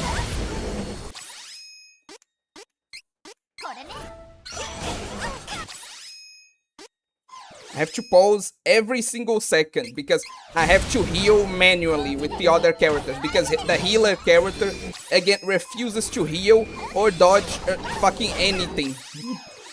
So frustrating. God, they died. They fucking died. Because of course they did. Why wouldn't they? When they can't dodge to save their fucking lives from attacks that don't fucking mean anything. Okay, let's see if I can take care of this.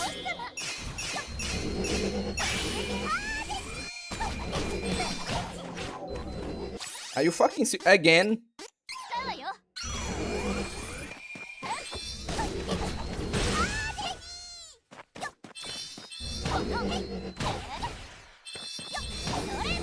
At least we have, like... Okay. Twinkle Rain on her. You fucking serious?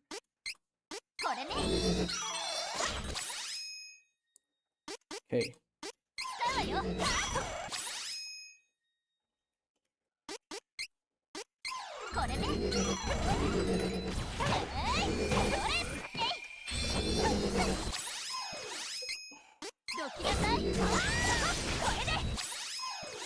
Seriously, sometimes the attacks are so ass I don't even need to dodge them. Yes, die. If I kill at least one, this battle gets infinitely easier. Detonate, because of course these fuckers couldn't be more annoying. Could be more annoying. Okay, so now the battle should be kind of easier.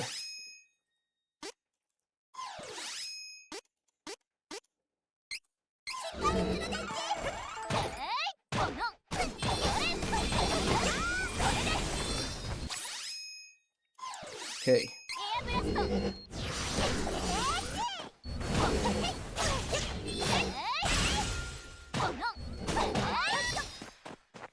Okay, this one isn't attacking. Now we focus on this one, so we can kill him as quickly as possible too. Okay. As I thought, just kill one and the whole battle gets a lot easier. So let's focus this down. Let's dodge the detonates.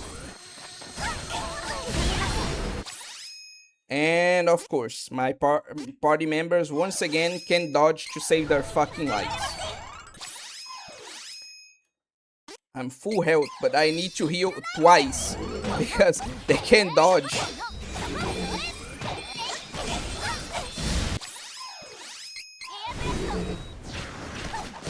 Okay, now the battle is pretty much won. Okay.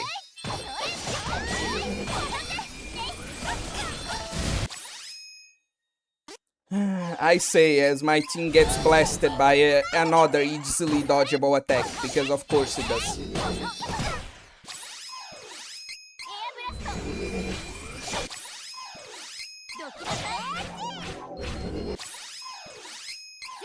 Oh my god, and they're both stone right now. Just end me, man. Fucking end me. And now you use your final Twinkle Rain to heal her.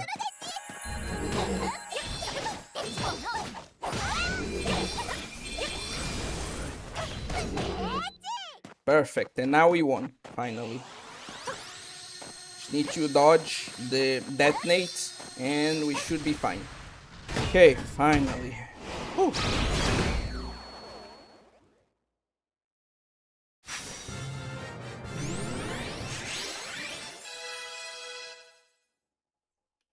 Yeah, I'm saving this so I don't have to do that stupid battle again.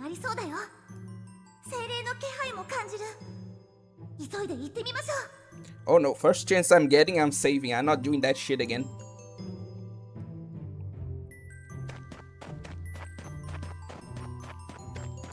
But before, let me appreciate something. Yeah, perfect.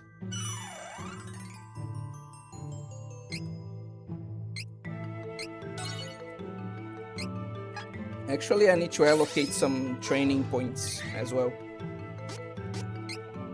So let's do that before progressing. And I should be able to unlock wound magic. Yeah, perfect. And after that, I'm going to unlock a whole bunch of stuff.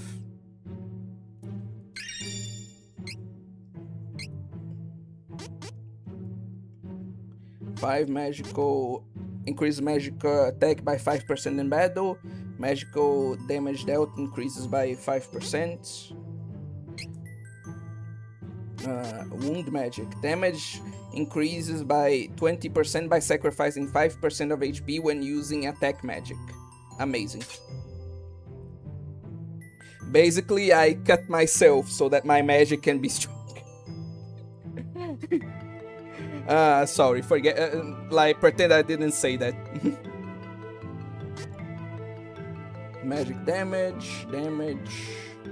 Yeah, hopefully I didn't do, like, magic damage dealt. Let me see those.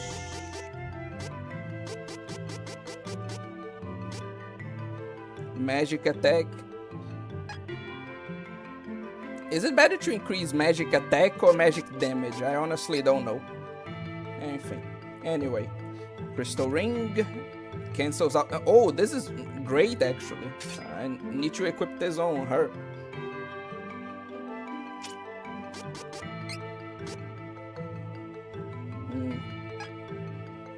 We aren't dealing too much with these, so this is fine. I'm going to answer comments in a bit, okay? I'm just having to like invest some of these points strategically, since while it is pretty accessible, like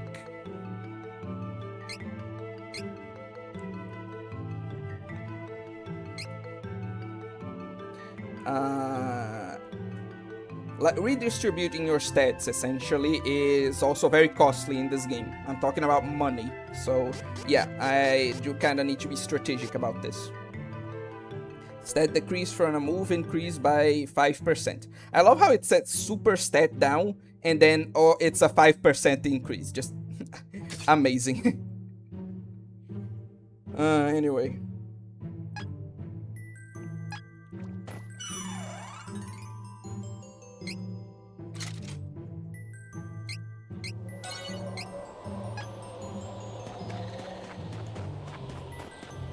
Now let's progress, but first I'm going to read a few comments.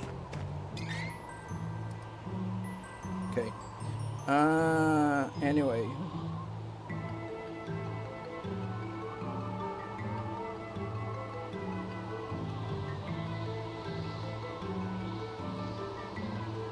I watched Winx when I was a kid, and when I watched it recently it was turbo cringe. I guess I should watch Winx again to see if I agree with that, because I remember Winx being really cool, so yeah. Hello person with a Japanese name, that's fine, lock on King.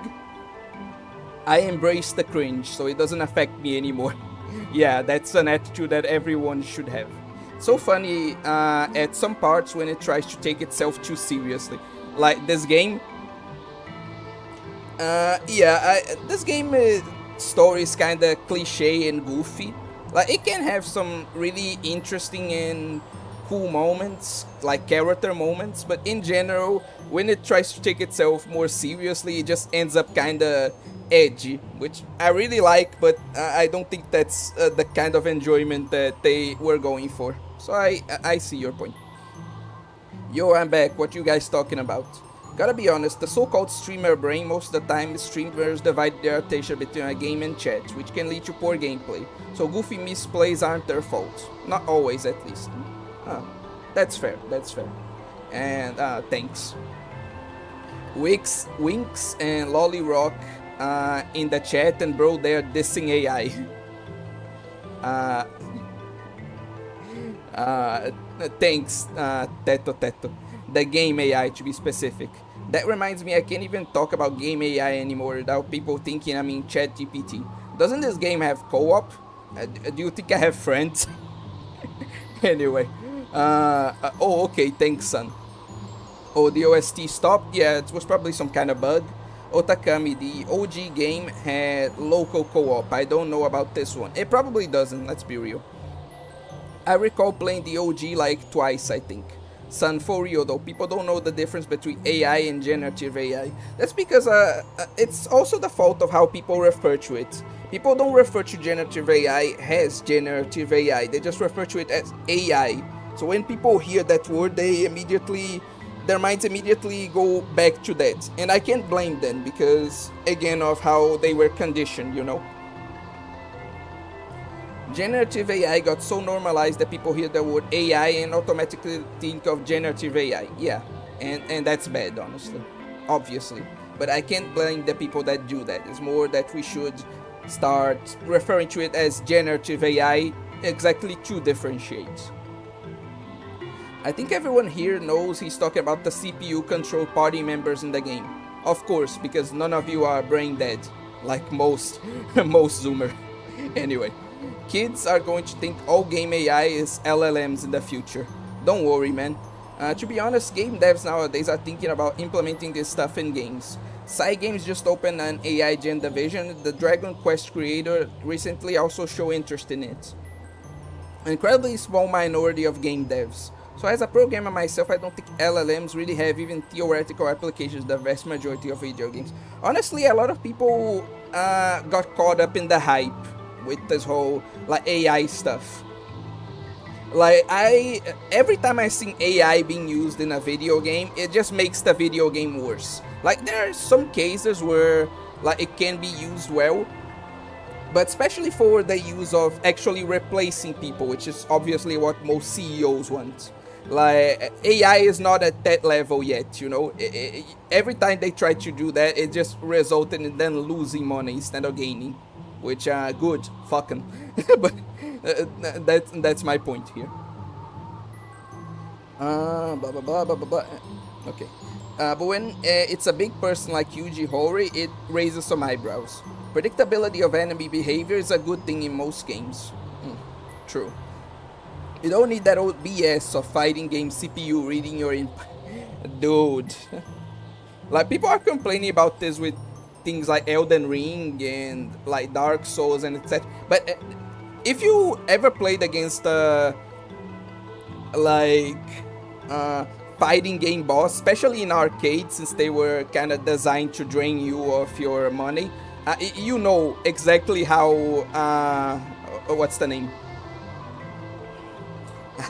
What input reading actually feels like, you know, how it actually looks like, you know. That shit was just silly, you know. It really was just silly what they did there. But anyway, like imagine a Super Mario Bros. Koopa controlled by ChatGPT that just decides to do whatever the hell he wants and stands in an unexpected spot somewhere, which kills speedrunning. Yeah, you bring up a good argument there that predictability makes games better. It's one of the reasons actually that people like the Souls games I was referring to. The design of the enemies is predictable to the point where like they're difficult, but when you learn them, you always know how to defeat them. You have a consistent strategy, and that's really satisfying. Obviously, making some aspects unpredictable is also fun. That's why roguelikes exist. But for the most part, predictability, to a certain extent, is also a part of the fun of games. And especially, well, speedrunning, as you said. Okay, I don't think stuff like Nuzlocke and speedrun should be considered here. Games aren't designed with that stuff in mind. But even when you don't consider it, like... it's still important, exactly because of what I was talking about with Souls games, you know? That sensation of being able to figure out a boss and consistently beat it. Or consistently get through an area that was giving you difficulty. I think that's also important, and I think that is a good angle and a good argument because of that, you know? Well, I don't just mean only speedruns would be affected. It would kill the player's experience of the game. It's not a guarantee, obviously, but usually when speedruns of a game are killed, it's because something in the game is completely unpredictable and impossible to work around. I think LLM-based enemy behavior would often do that. I just passed out a couple minutes ago, I'm back now. Welcome back. Hopefully you're okay, fallen angel. Forced and uncalled for AI implementation replacement is just making anything worse, to be honest. Mostly in the artistic sector. Yeah, like that's what I was referring to. The artistic sector is being mostly affected because AI art, as much as people praise it, like every time I see it implemented in games, it is just terrible. It is just it's noticeable, and it really not in a good way, you know.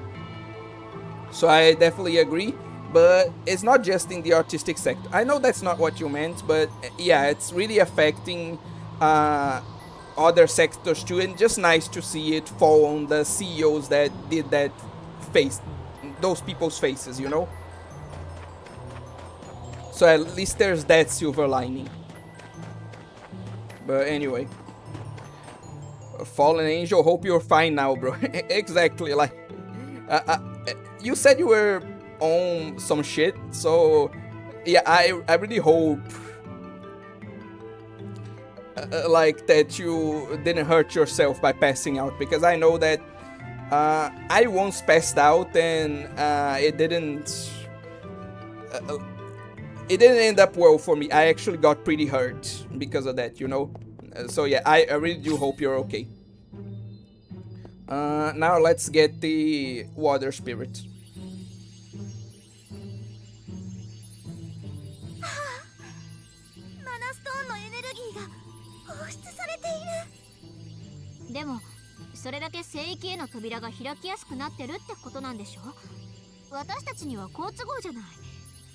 What about the benevolence, Angela? Come on, we talked about this already.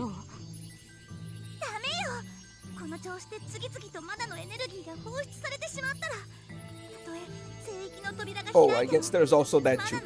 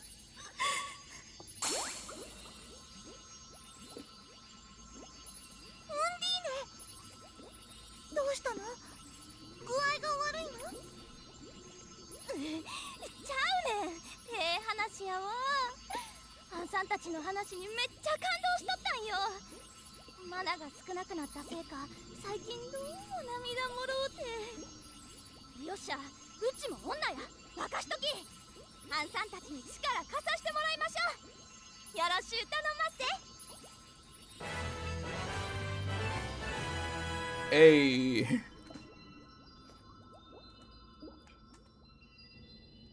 What is Undyne wearing? Nothing. That's the best part. No, apparently she's wearing some kind of like heart-shaped medallion to cover her titties.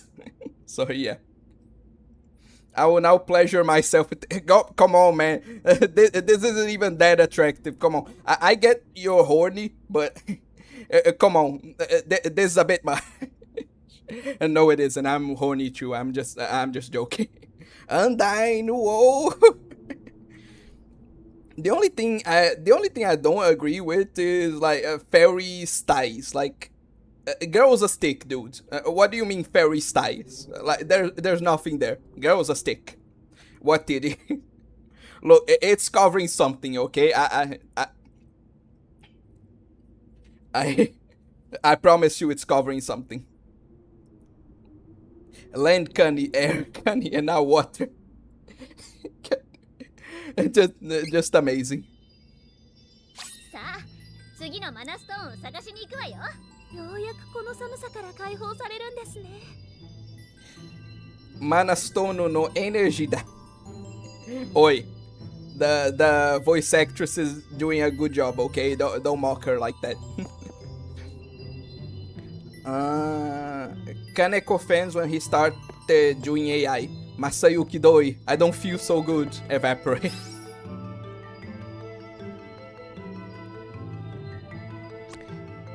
Fire, wind, and earth.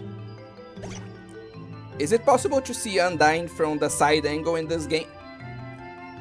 Unfortunately not, because I'm pretty sure the spirits only appear, like Fairy and Undyne and most of the spirits, they only appear in cutscenes, so they have fixed camera angles. So you can't do much, unfortunately. Now I want to see Dryad. I hope she looks as good. I'm pretty sure she does. Like I said, I played this game a couple of times already.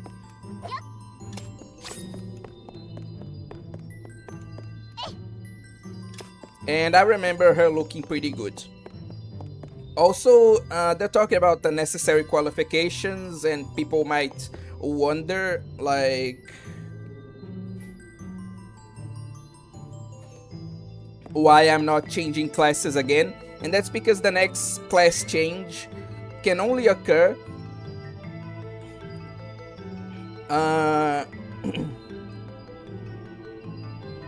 when I get to level 38 and have a specific item, so I can't further change my class right now.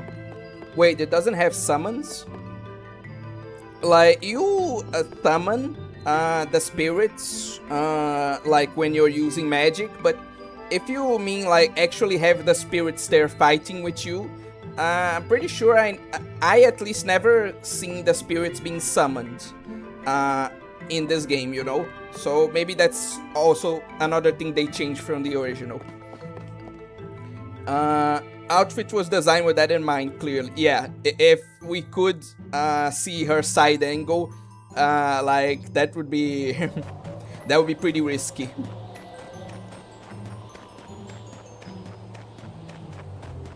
Pacific item, Pacific Oregon, the area test. I heard a bunch of organ were playing on. What the hell? Like, where did the topic come from? What? No, just stand appearing and using an attack. Yes, that does happen, but that's so brief that you can't really, like, look much in detail. So it's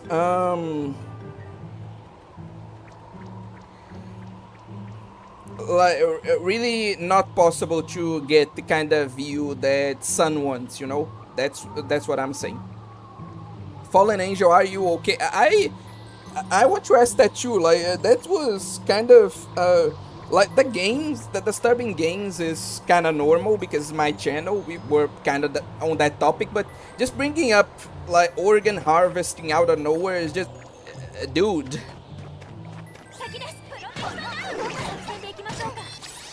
Like that's kind of a bit much, don't you think?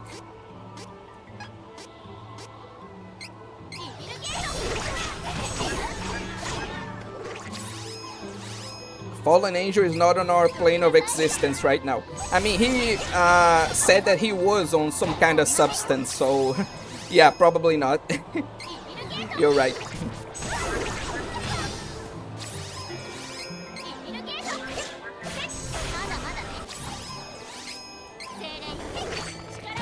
One of the good things about this game is that now that we got the power of water, like the next area is fire based, so the water spell is going to be pretty useful. And the same thing would have been true if we went to the fire area first. Like a lot of the enemies in here have no weakness to my spells, but they would have if I had a fire spell.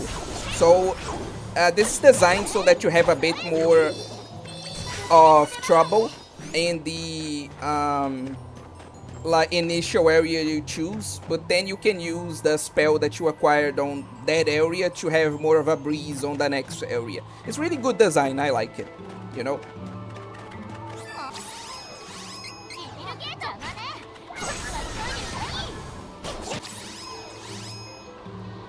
Don't worry guys, Fallen Angel always say some unhinged stuff, but still one of us chat, and that's true. Honestly, I know I'm going to sound like super parasocial right now.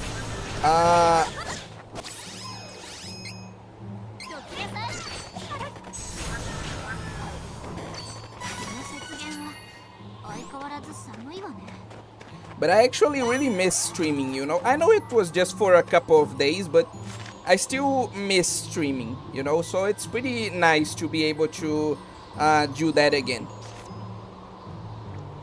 Pretty nice just being able to sit here and talk to you guys about the most random stuff ever while playing games. So yeah, it's pretty nice, is what I mean. Again, hopefully I don't sound too parasocial with this. Stable internet? Yes, Evil Bookman. Welcome to the stream. At least for now, the internet has been pretty stable. So, yeah, you don't need to worry.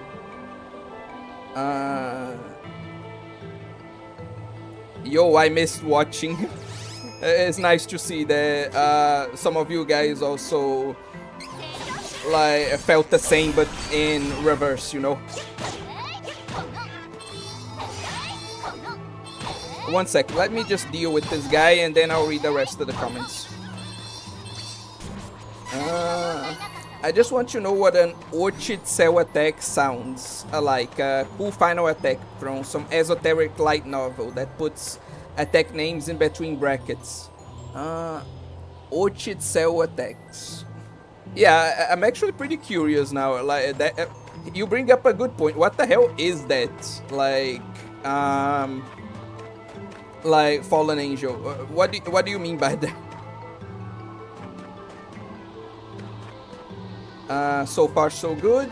No, it's not a bit much. It was like, what drugs would you take if you would like? Because recently I feel good at what I'm on, then sometimes I do take drugs, but I watch history, depends on how I feel. Okay, I'm not too into drugs, you know. I don't even like drink, so I wouldn't take any drug.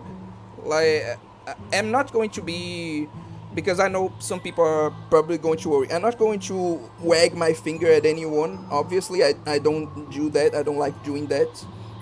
Not going to say, oh no, you shouldn't use drugs, kids. As if there are any kids watching this. But I'm just saying that I personally don't like it. So yeah, I wouldn't take any drugs. Moving on.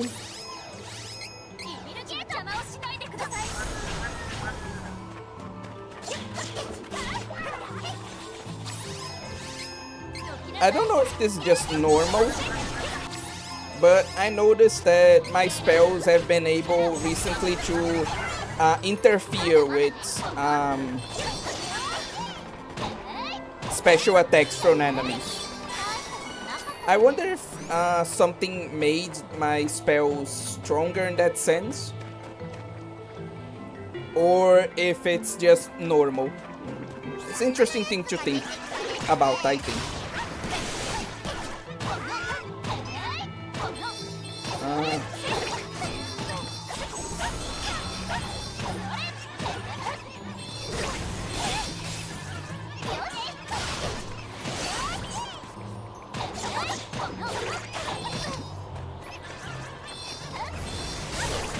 Fallen Angel, I think you're so high that you forgot how to write. No, that he just writes like that all the time.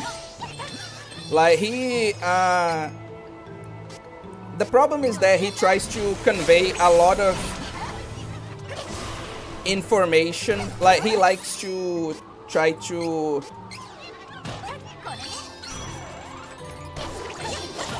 type very fast so he can convey a lot of information quickly, you know. So it kind of looks nonsensical to the untrained eye, but that's just his way of typing because of what he's trying to achieve. He's just trying to like convey a lot of things in a very short amount of time. He likes to type fast, I'm guessing, and it sometimes like can interfere with that, you know. Also, I'm going the complete opposite direction I should. Oh no, actually this is where I'm supposed to go, because I need to go here and then, yeah, okay.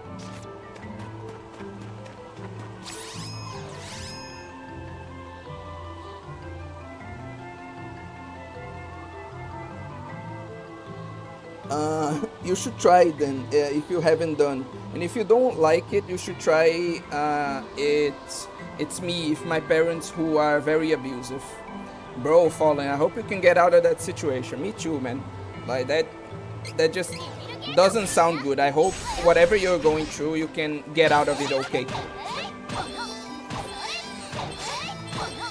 I don't know how he writes so much, because YouTube has a very small word limit. He generally does a lot of comments. So he, like, fills out the word limit, and then he posts a comment, and then he goes to the next comments, that kind of thing.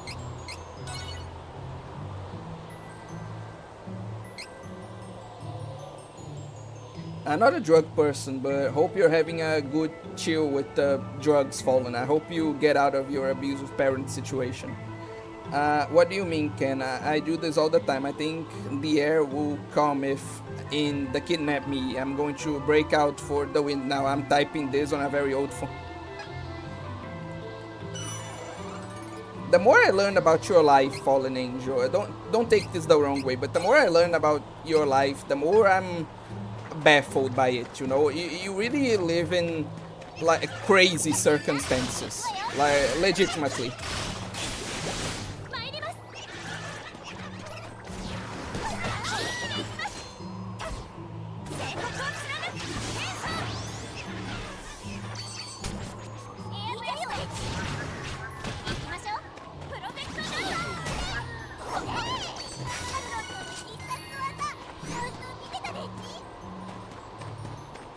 So yeah, I hope you can, like, your situation can improve, that things can get better on your ends in general, you know. I just wish the best for you, I guess. It's what I'm trying to say.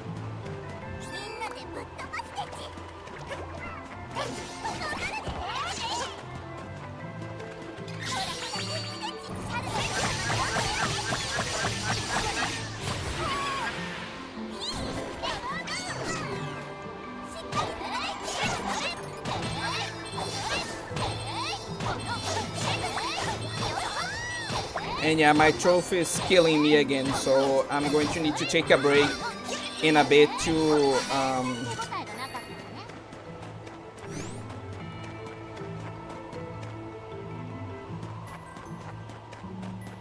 like drink some water, you know. Let me just see one thing, because I'm pretty sure some kind of bug happening. What the hell? Whatever. Anyway. Pesou o clima. Realmente, tipo...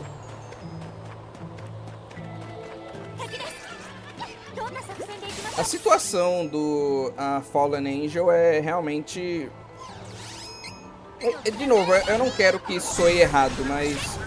Toda vez que eu ouço a respeito, eu só espero que ele esteja bem. Porque parece realmente que... tem umas coisas horríveis acontecendo na vida dele. Tipo, acidentes acontecendo com as pessoas que ele ama, ou... Tipo, ele se machucando de um ou outro jeito. Realmente só espero que ele esteja bem, sabe? Toda vez que ele comenta alguma coisa, me preocupa um pouco, honestamente. Eu sei que isso é um pouco parasocial, que não é muito bom fazer isso, mas realmente é difícil não me preocupar. Yeah, gently. Well, you're bleeding in a lot of areas, but I still, but I got away. It's still like money from them, but they know who.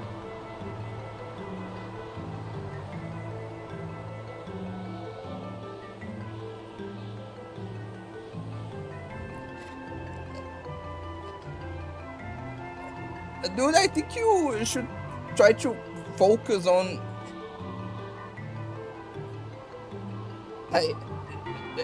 I think you should turn off the stream and try to focus on like taking care of your apparent bleeding. Like it doesn't sound like you're okay. Like I really think you should stop watching the stream and go take like medical care. I'm not calling you crazy. I'm talking like actual physical medical care, because if you're bleeding right now from a lot of spots, then dude, take care of that. Like seriously, that's not okay. That can't be good for you.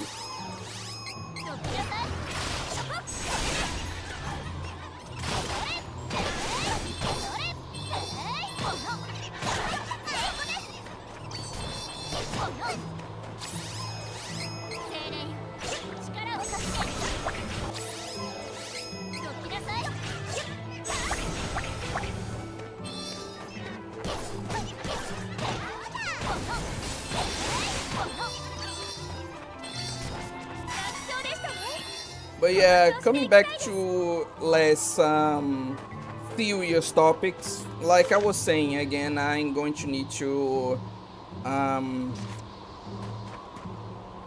like in a while, like I'm going to need to interrupt the stream for like 2 to 3 minutes in order to take care of my throat, because it's really hurting right now.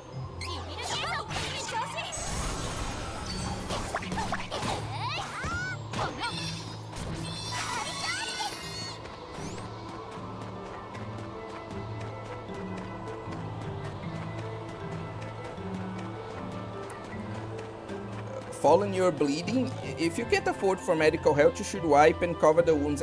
Again, that's what I'm saying. Like, not necessarily, because it seems like you're not in a good situation, to say the least, but you should at least try to take care of your wounds as best you can, you know?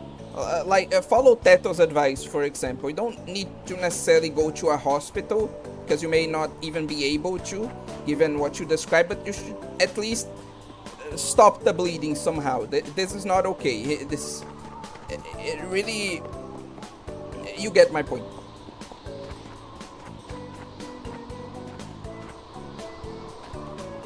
Let's see this.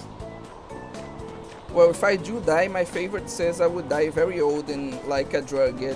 I would treat it house. Actually, don't worry, I'm bad at, you know, how to do right. They watch, I took a medical class, so I'll survive. No, the definition, I should have done more if my doctor's degree and from my life into substance abuse.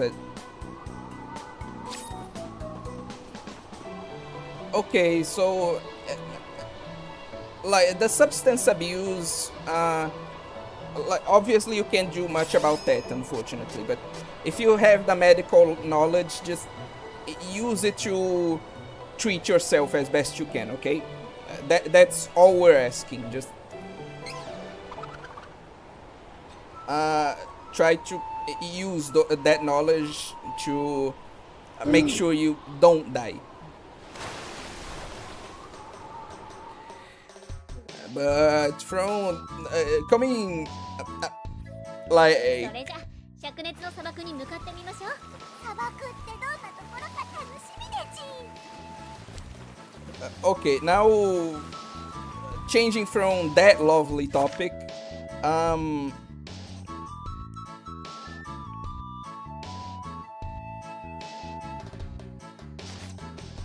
Let's now fast travel in the weird turtle thing. Yay! Jesus Christ, dude. Seriously. I know I keep saying this, so maybe it's kind of meaningless to you now, but I genuinely hope you're okay.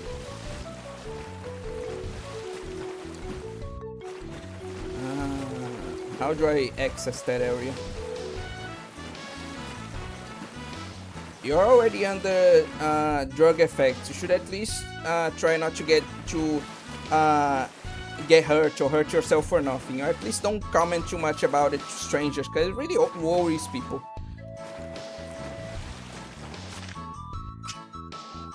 I think I get why he's commenting. Like, how do I say this?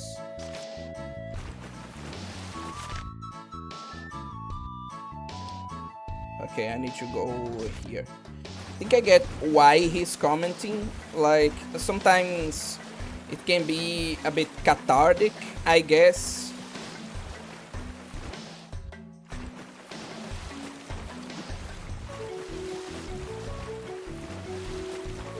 It can be like relieving to share to share that burden, to be able to kind of talk about your problems and have other people listen to them, and it can help a lot of people feel better, you know. So I do understand, but yeah, like, just take care of yourself, dude. That's all we want here.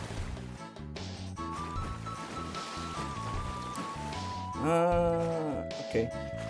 Fate without works falling. Take care of yourself. Don't risk letting your favorite end up heartbroken that you passed against their prophecy.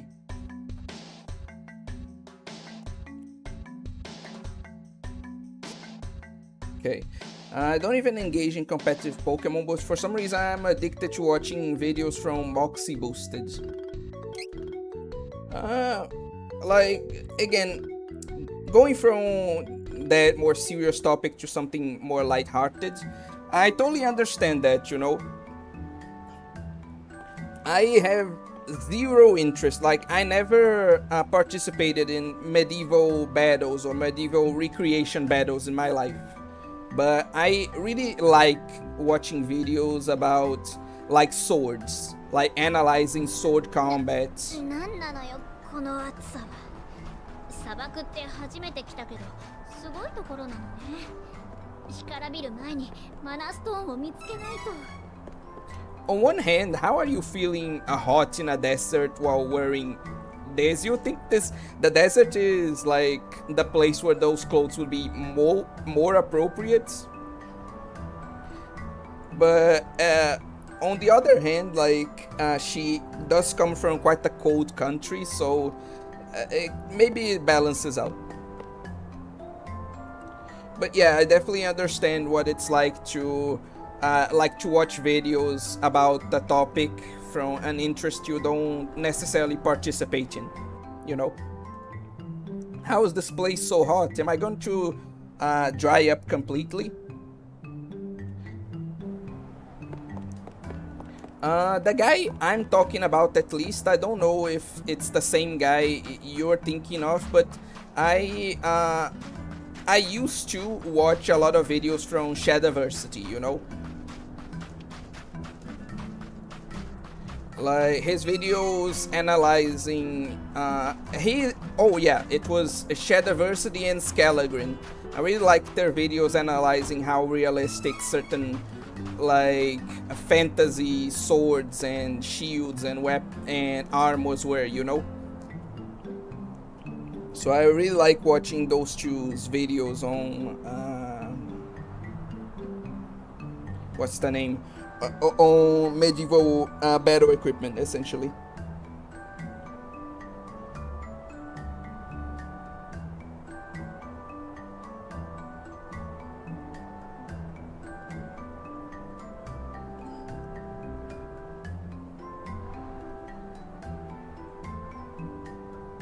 Yeah, I don't think I can read any of what you just typed on stream, Fallen Angel. Just, it's good to know that at least you're stable, like your health condition is stable for now. That's good to know. Worries me a bit less. Also, I do hope your friend, I think, is alive. This is the first time I've ever felt such wind and harsh sunlight. It's good to broaden one's horizons, I believe. This is a bit extreme though, you don't need to go to a literal desert to broaden your horizons. But it's good that you're taking this in stride, Rias. Rias is, like... I think I'm starting to understand why so many people like Rias. Like, she is kind of generic still, but like I still prefer Angela, of course, obviously. But like I can see how her positivity and overall just good nature would attract a lot of people. And she is like relatively pretty. Again, not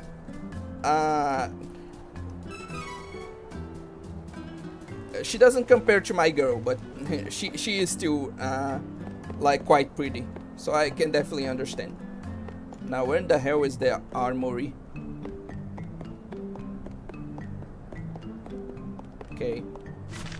Okay, so we go in this direction. Now we have to explore some of the houses for treasure as well, and that part of town.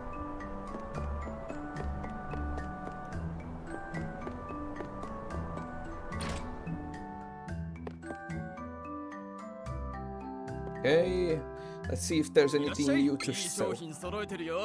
No, same shit. Same stuff. I'm guessing the weapon shop is the same.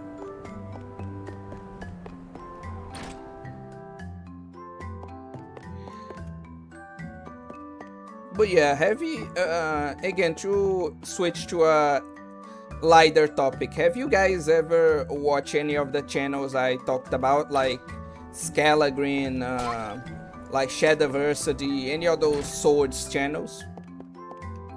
Or is that more of a just me interest?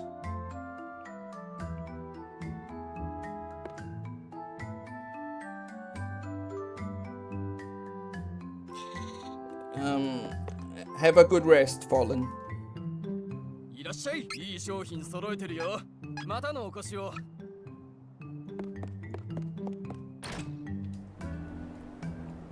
So bye. If I wake up, I'll gladly say happy it was, ashamed it was, but if not, and if I'm truly am dead, some of the range guy will probably just text you or something. It's 50%.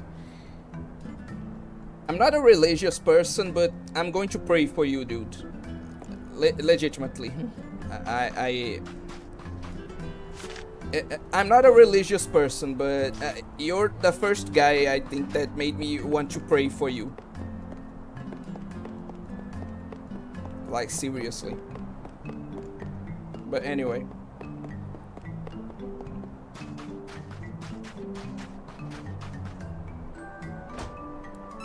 Yeah, I saw them a bit. I've seen those guys a couple of years ago.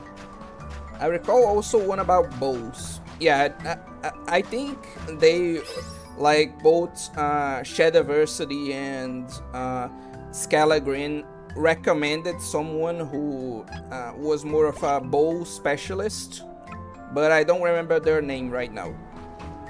But what did you think? Were you... I'm also not religious and same. Yeah. Anyway, you get the point. But what did you guys think of, like, those channels? Like, are you as much into that type of sword-related content as I am, or again, is that more of a me interest? Because apparently some of you guys like those channels too, so maybe you guys also have that interest. I'm curious to know.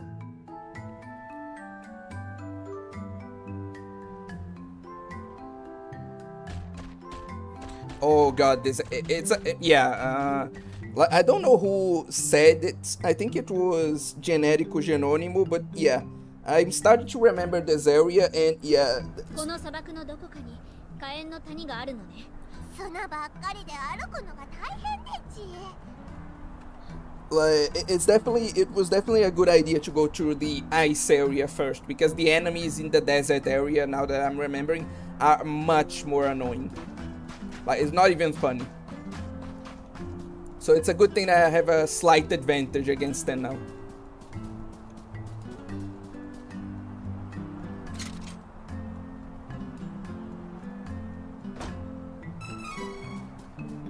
Also, I should probably use those item seeds. Later.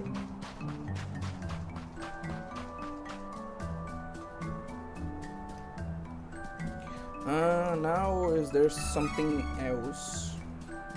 Well, I should probably start to grind a bit, honestly. I'm pretty sure I over-leveled for this area, but no, I'm in the appropriate level, so even after like quite a bit of grinding, so yeah, I definitely need to fight more enemies. Like, if even after going through an area twice and fighting as many enemies as I could, I'm still just at level appropriate. I do need to grind more, yeah. I found it to be very interesting, but I'm not super interested. I do think they are great for learning purposes. Okay. So you do like the videos themselves, but the topic isn't like particularly interesting to you. Is that more or less the point? Yeah, the desert is full of high-level enemies, and if I'm not misremembering, it took longer to be night, so playing as Kevin was a pain. Good thing I don't have to do that, right? But yeah, Kevin has an actually quite unique mechanic where he turns into a werewolf at night. So you're pretty much playing during the day as a gimped version of the character, and he's kind of an 8 or 80 type of character, Kevin, because if you're playing him at day, he's pretty much worse than any other character, and if you're playing him at night, he is kind of the best character because his damage just, like, his stats in general just get way better in his werewolf form.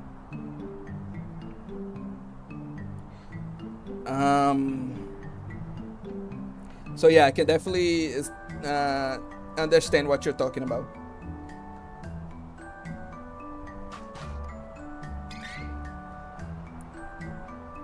One sec. Like, people have some weird assumptions, like tiny shields being useless. They explain why they actually exist. Yeah, it's nice to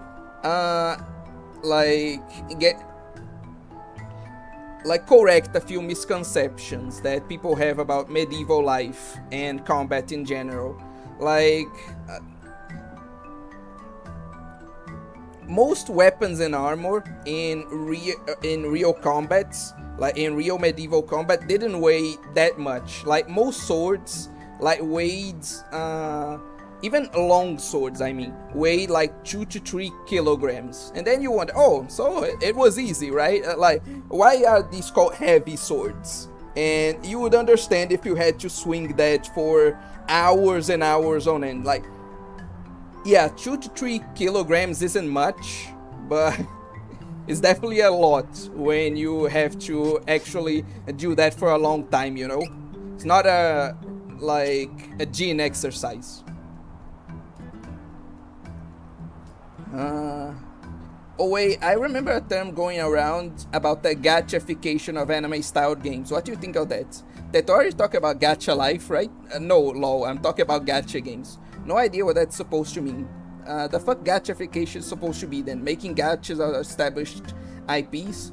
Gacha games like Fate Go, Genshin Impact, Blue Archive, Nikkei, Wuthering Waves, etc. No, let me explain, Otakami. What they mean is that a lot of like before, like this gacha craze that we have right now, a lot of anime-styled games used to be things like strategy games, RPGs, like games like what I'm playing right now, like either turn-based RPGs or more action RPGs. There used to be fighting games. Like anime games used to be more diverse. Like we used to have a more diverse types of anime games. Musou too. Now everything is a gacha.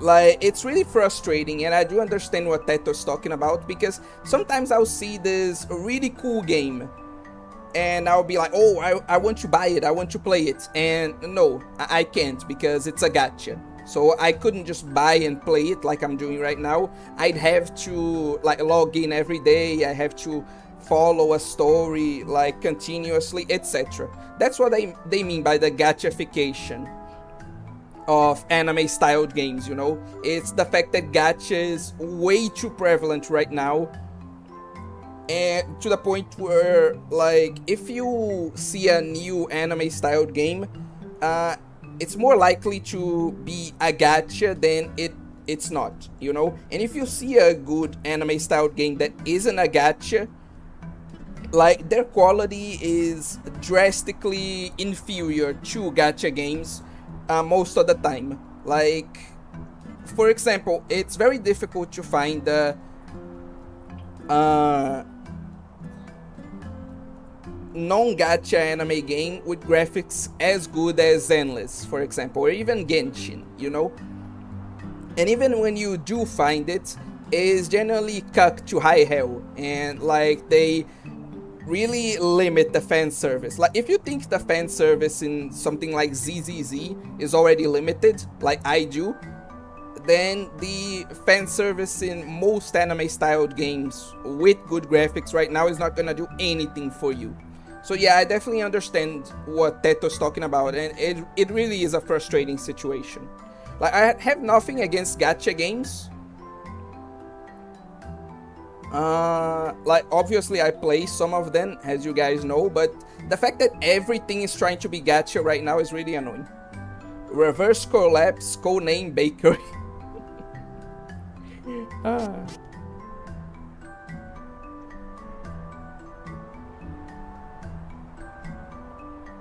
Okay, I guess Reverse Collapse isn't that fan servicey.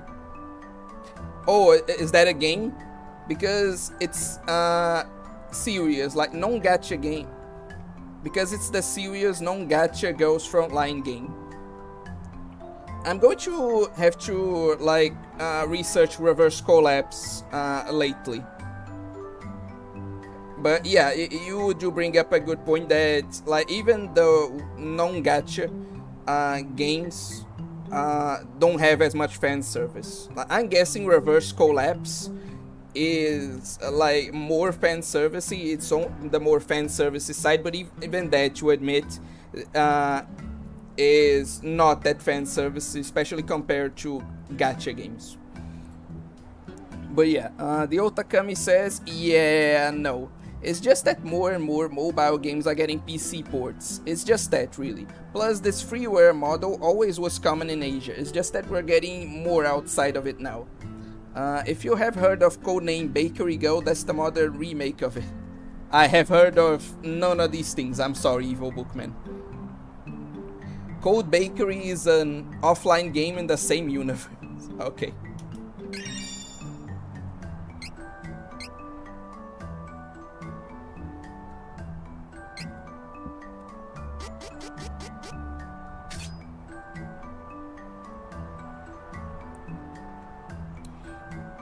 Have you ever heard of or played the game The Murder of Sonic the Hedgehog on Steam? You know what? Let me actually pull up the like notepad, okay? You guys are talking about a bunch of stuff. I'm going to need to actually write that down so I can remember for later.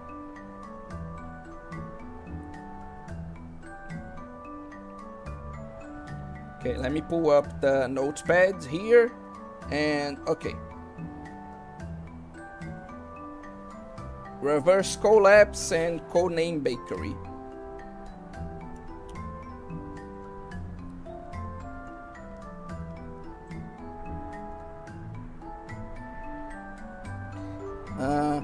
The Murder of Sonic the Hedgehog.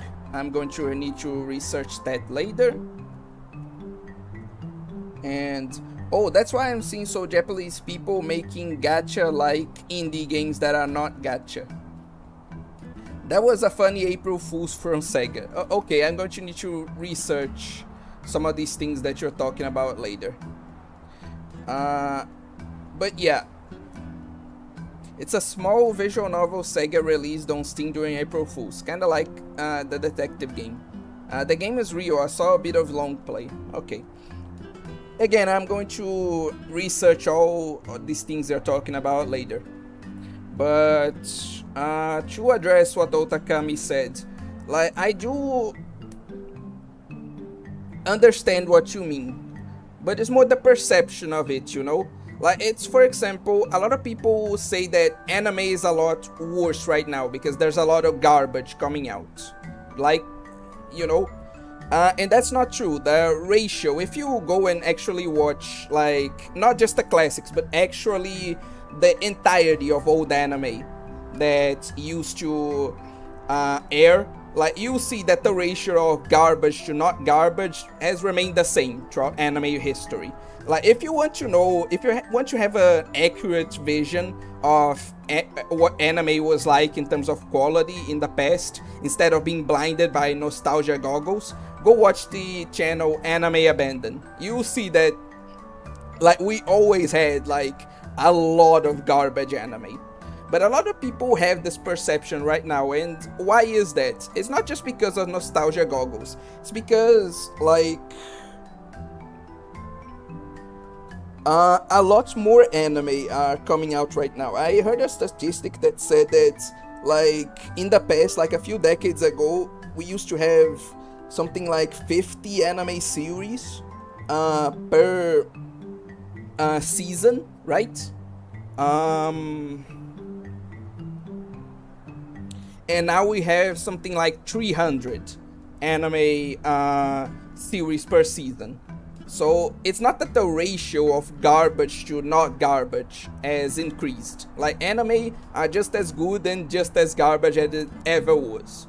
It's just that there's more stuff now, so since the proportion remained the same, we have more garbage now. And so we have a perception that anime is now garbage. That perception is wrong, of course, but you can understand where it comes from, right? And it's the same thing with the new gachification of anime games that Teto was talking about.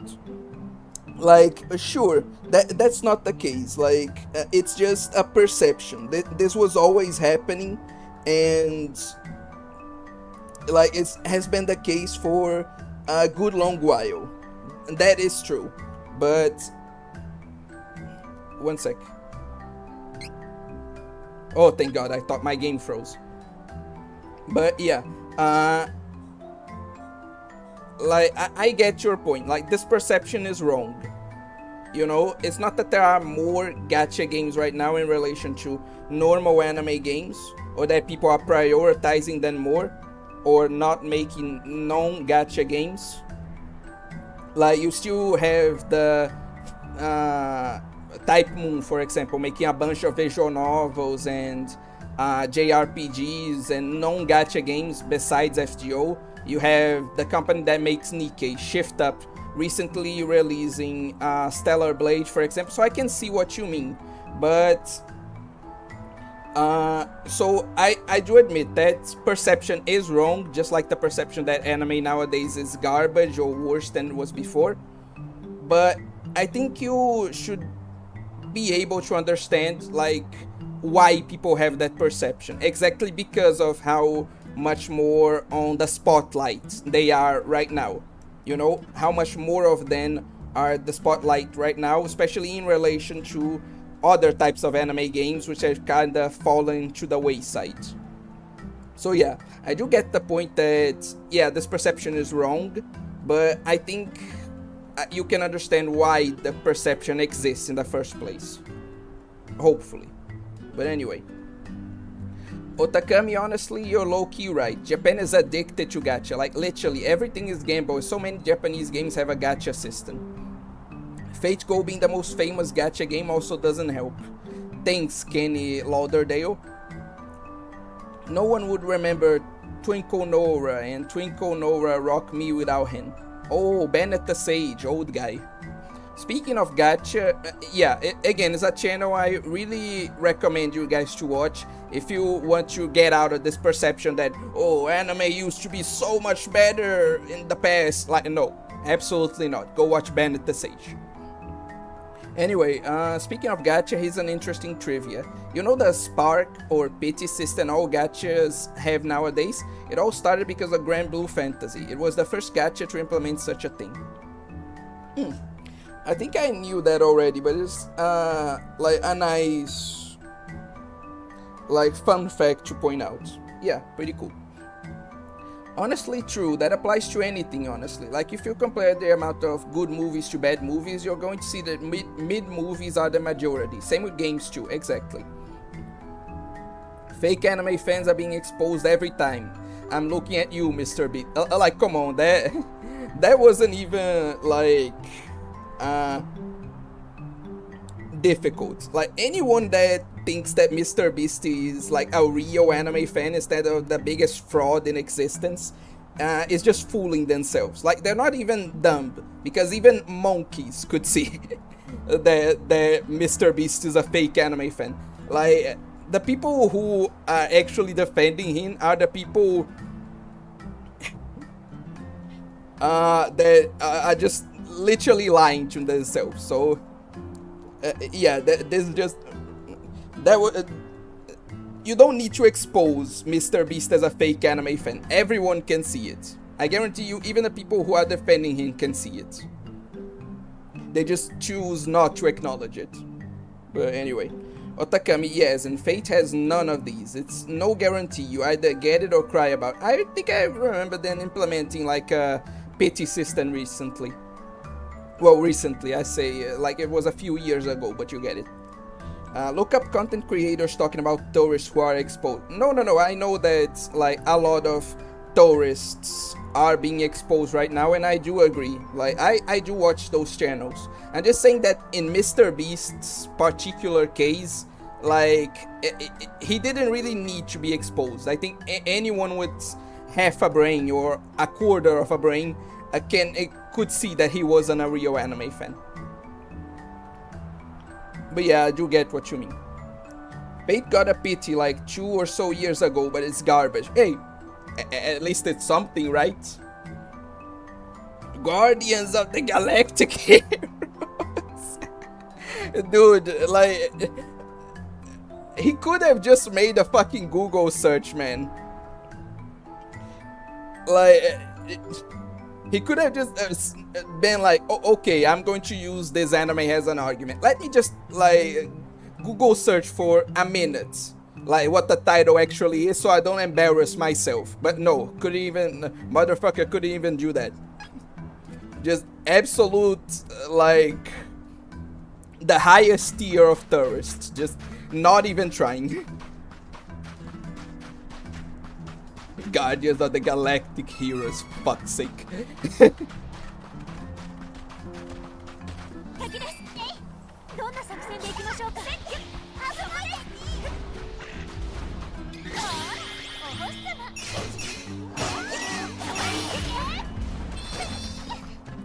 Legend of the Galactic Heroes if it was made by James Gunn.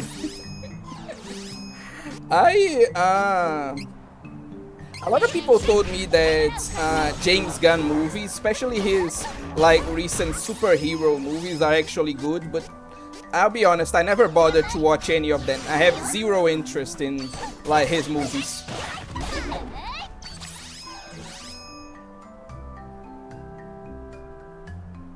I don't think misnaming it is that big a deal. If he corrected it and mentioned his favorite character, but he did neither of these things. And you know why he did neither of these things? Because he's a tourist. He doesn't have like a favorite character, and I guarantee you that he legitimately thought that was the name, you know? Like, he couldn't do those things because he's a tourist. Have you played the OG of this game? No, I have not. I only played the remake. And yeah, I know that that's quite blasphemous, especially coming from the guy that defends that things shouldn't have, for the most part, like remakes.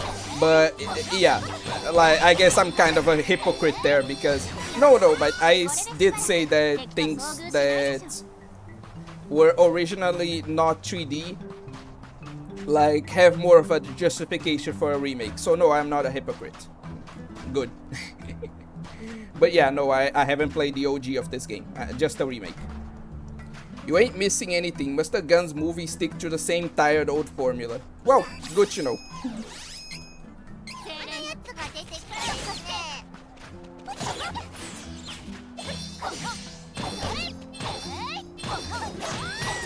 Oh yeah, but that's also something interesting. Like, I know that a lot of people like James Gunn's movies, but like my family specifically absolutely hates them. Like, my brother went to watch the new, I think, Superman movie by James Gunn, and like he came back from the theater furious.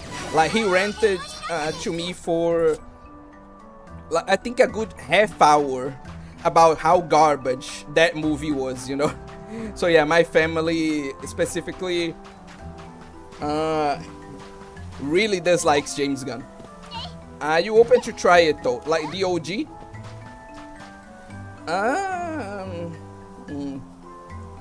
I mean, maybe, but honestly, I kind of prefer this game's graphics and like gameplay. I saw the gameplay of the original, and I definitely prefer the gameplay of the 3D version, as well as the graphics for obvious reasons. Would I be willing to try it? I'm going to say maybe. No guarantees on that, but I saw that there were quite a few interesting changes that they made from remake to the original. So if I get a good emulator for it, maybe. But for now, no guarantees. I remember people calling Mr. Beast pedo because he had lolly wallpapers on his bedroom walls. I think that was more like some other guy, some dude that worked for him. But anyway.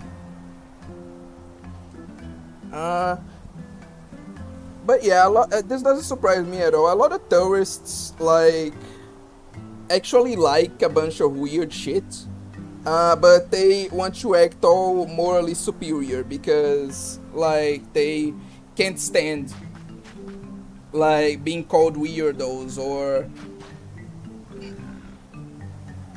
like not being able to morally grandstand to people. Like XQC, for example. Like that dude, there are loads of clips of him literally playing like lolly fan service games where he's taking like the panties off the lollies or shit like that.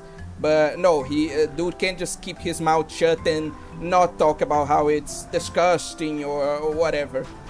Like, it's just the nature of the tourist, you know? Nothing really new under the sun.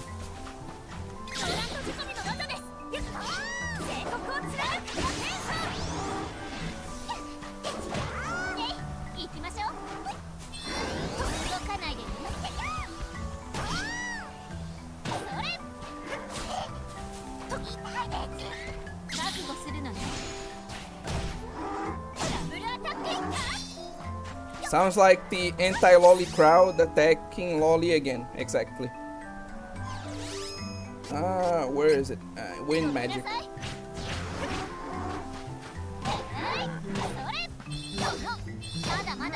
God, I was literally right in front of him and he still managed to miss. Just amazing. Yeah, you can take it. I'm not even gonna help. Just take in Rias. Come on, are you serious? It was that easy, you dumb fuck.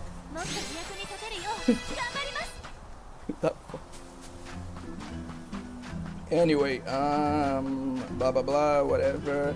The new super movie would be alright if he held himself off from doing the Evil Dead trope for the...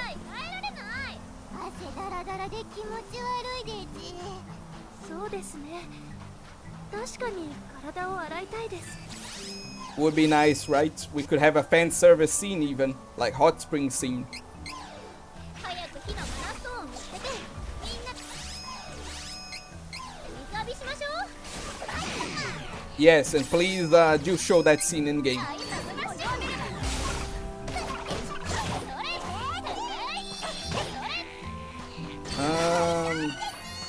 But yeah, in regards to the Evil Dead trope, I'm so fucking tired of it. Like, I get it. Like, some dads can be like abusive pieces of shit, and portraying that and criticizing that is obviously valid and to some degree important, but I'm so tired of every fucking dad being some abusive bastard. Like, good dads exist as well. Like, can we portray those once in a while too? Like, for fuck's sake. So yeah, I know that this is not what you mean. You're just tired of how much he overuses it, but I'm just tired of how much the industry itself overuses the trope, you know? But anyway, yeah, that was Mr. Beast's friend. Exactly. The Arne opening still stuck to my head, so I need to ask, what's your best anime OP ever? I sense a Mr. Beast landmine. Do not invoke the name Ava. Big can of worms.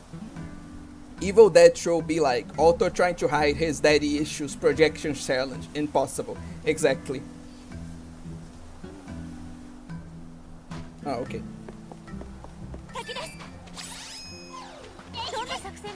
And like I said, I do understand. I do think that it's important. I do think that there's value in portraying evil dads. I'm just tired of every single dad needing to be evil. Or, you know, dying. Because that's another thing too. Like, dads in most movies nowadays either need to be evil or they need to die for the protagonist to, like, achieve some kind of revelation, you know? Again, super frustrating.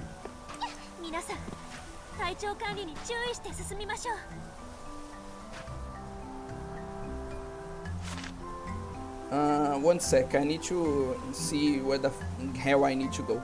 Okay, here.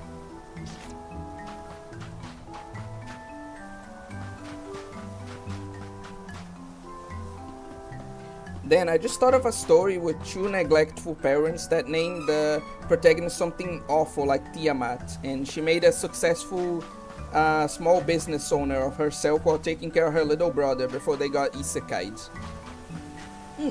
That does sound interesting, honestly. If you can remember the name, please do share.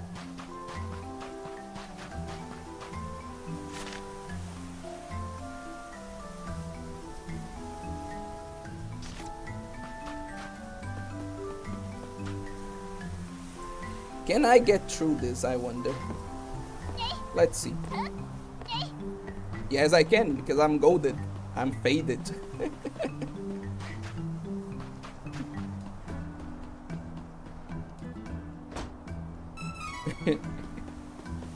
I don't know why, I just love that meme so much. Just Elaine dancing to, like, herself, like, to the usual opening, like, while saying I'm goated, I'm faded. I just love that meme so much.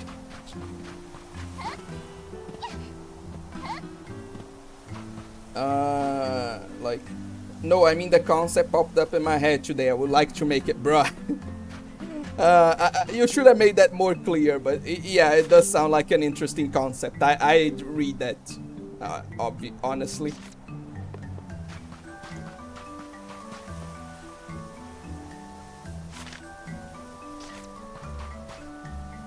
Okay, perfect. So this is the area I need to go. Tiamat Jones, Dragonborn known as amazing. Lane doing 6 skate tricks. Hell yeah. This anime season has some pretty good anime openings, but most of them are meh. Like the new Hell Teacher Noob OP is probably the best one right now. I don't know, man, honestly. Like, maybe I could answer your question with a bit more time, but right now I don't... Like, I really don't have a good image, you know? I really can't decide what's the best anime opening I've seen, like, off the bat right now, you know? Like, I can't give you that answer right now, is more or less what I mean.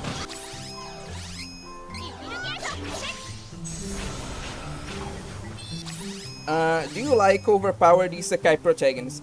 I think overpowered isekai protagonists are a trope like any other. Like, it can be done well, or it can be done, like, shittily.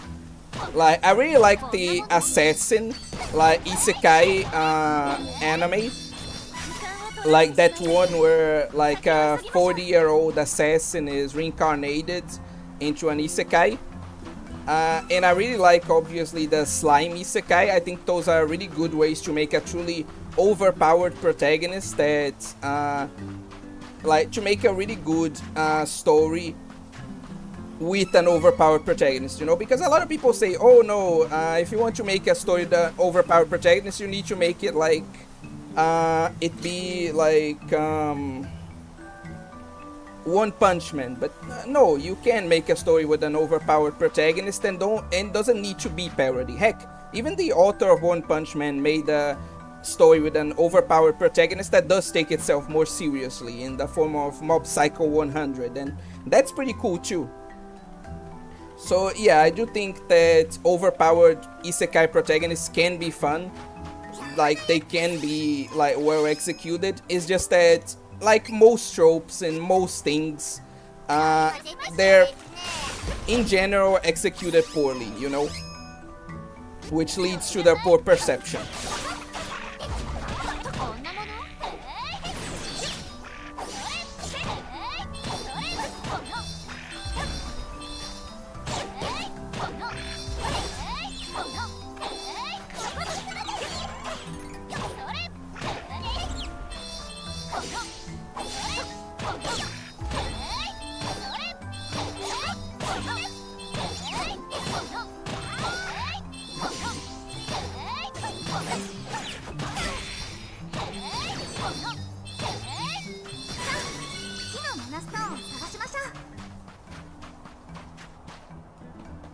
Oh, the Assassin Isekai is pretty cool. It's from the same guy who made Radio of Healer, but goddamn, to go from Radio of Healer to, like, that anime is quite something, you know? Like, both of them feature ruthless protagonists, but like, again, it's just kind of a whiplash. That dude has really good, like, he can do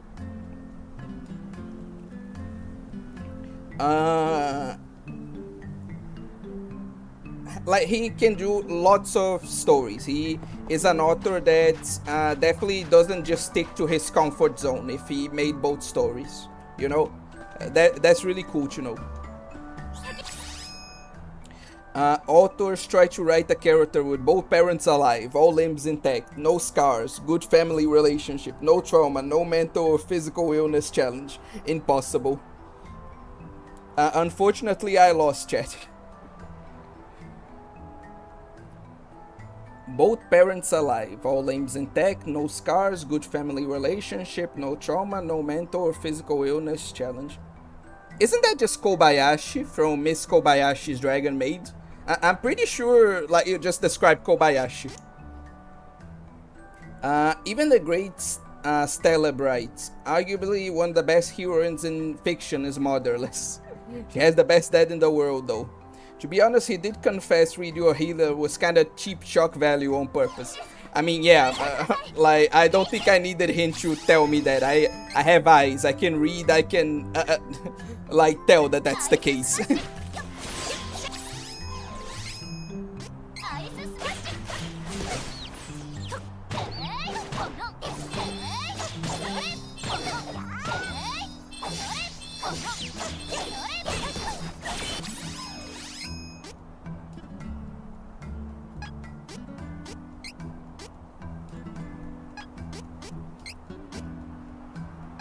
Are you for fucking... Whatever.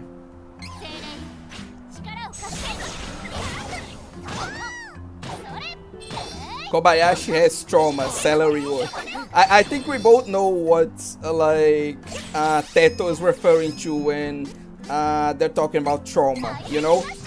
So no, that I mean, yeah, that is a form of trauma, but like they don't have like losing a parent or losing a sibling kind of trauma, you know, which is what most people refer to when they mean that. So yes, Kobayashi does apply here. Okay, so it's there, so I'm going to save and then explore there. But yeah, I know that you're joking here. I can see the XD. I'm just saying.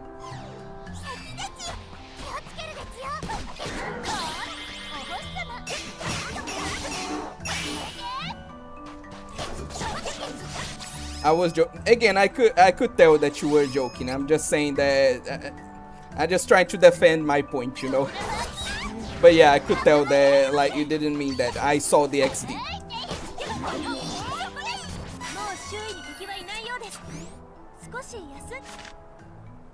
Okay, so we can explore more or less here and here without issue, and we can go here. I think. Okay.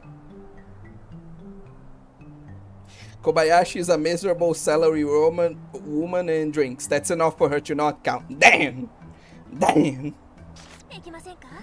Okay, fine, you got me. If like that's enough for her not to count, then I just lost. Like if not even Kobayashi applies, then true. That's a very like difficult challenge there.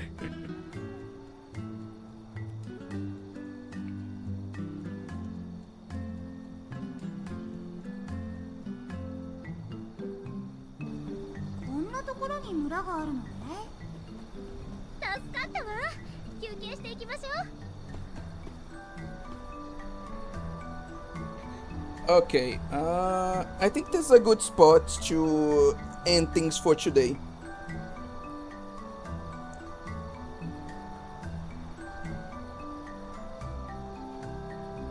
I do have some I do have some Brazilian friends, and one of them told me that the finest assassin OP kinda sounded like funk. Is that accurate? Unfortunately, I couldn't tell you because I don't listen to funk. So sorry, but I cannot confirm nor deny that. But yeah, for now, I'm going to... I mean, most towns in this game do look cozy. But, like, yeah. Like, I'm just going to do a few things and then we're going to end stream. And yeah, like... Unfortunately, we couldn't address the issues with... like actual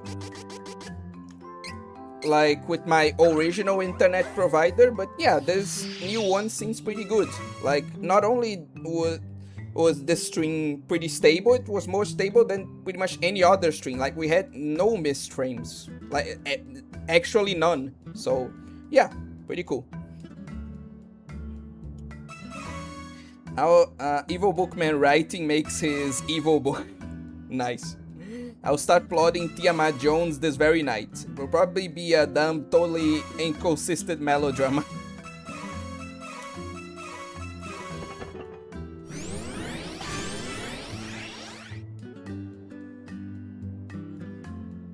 Higher chance of enemies dropping seeds. Seeds have a higher chance of yielding good items.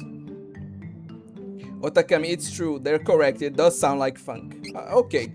I'll take your word for it then.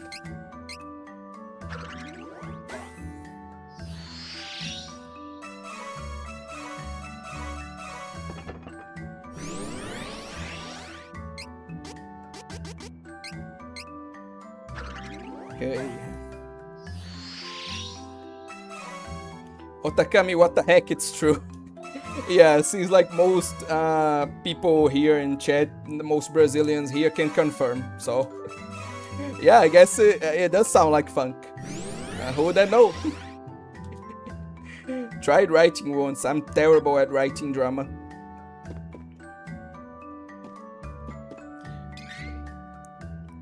Okay, let's invest some of these points.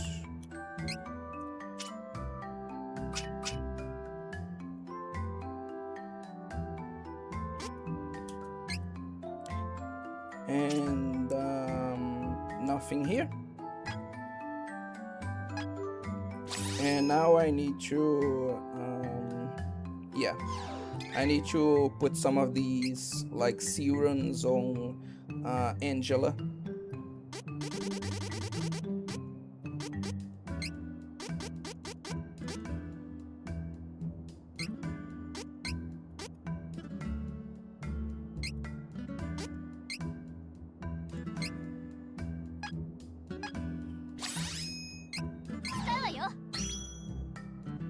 Oh, then totally recovered. Maybe I should save these elixirs since they apparently... Nah, healing in this game is like prevalent enough that I don't need to. Let me just reassign some of these items.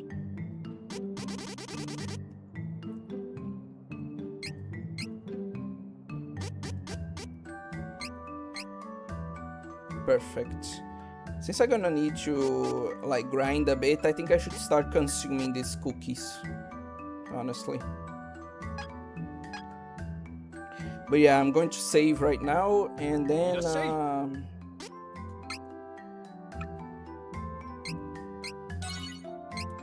okay, perfect.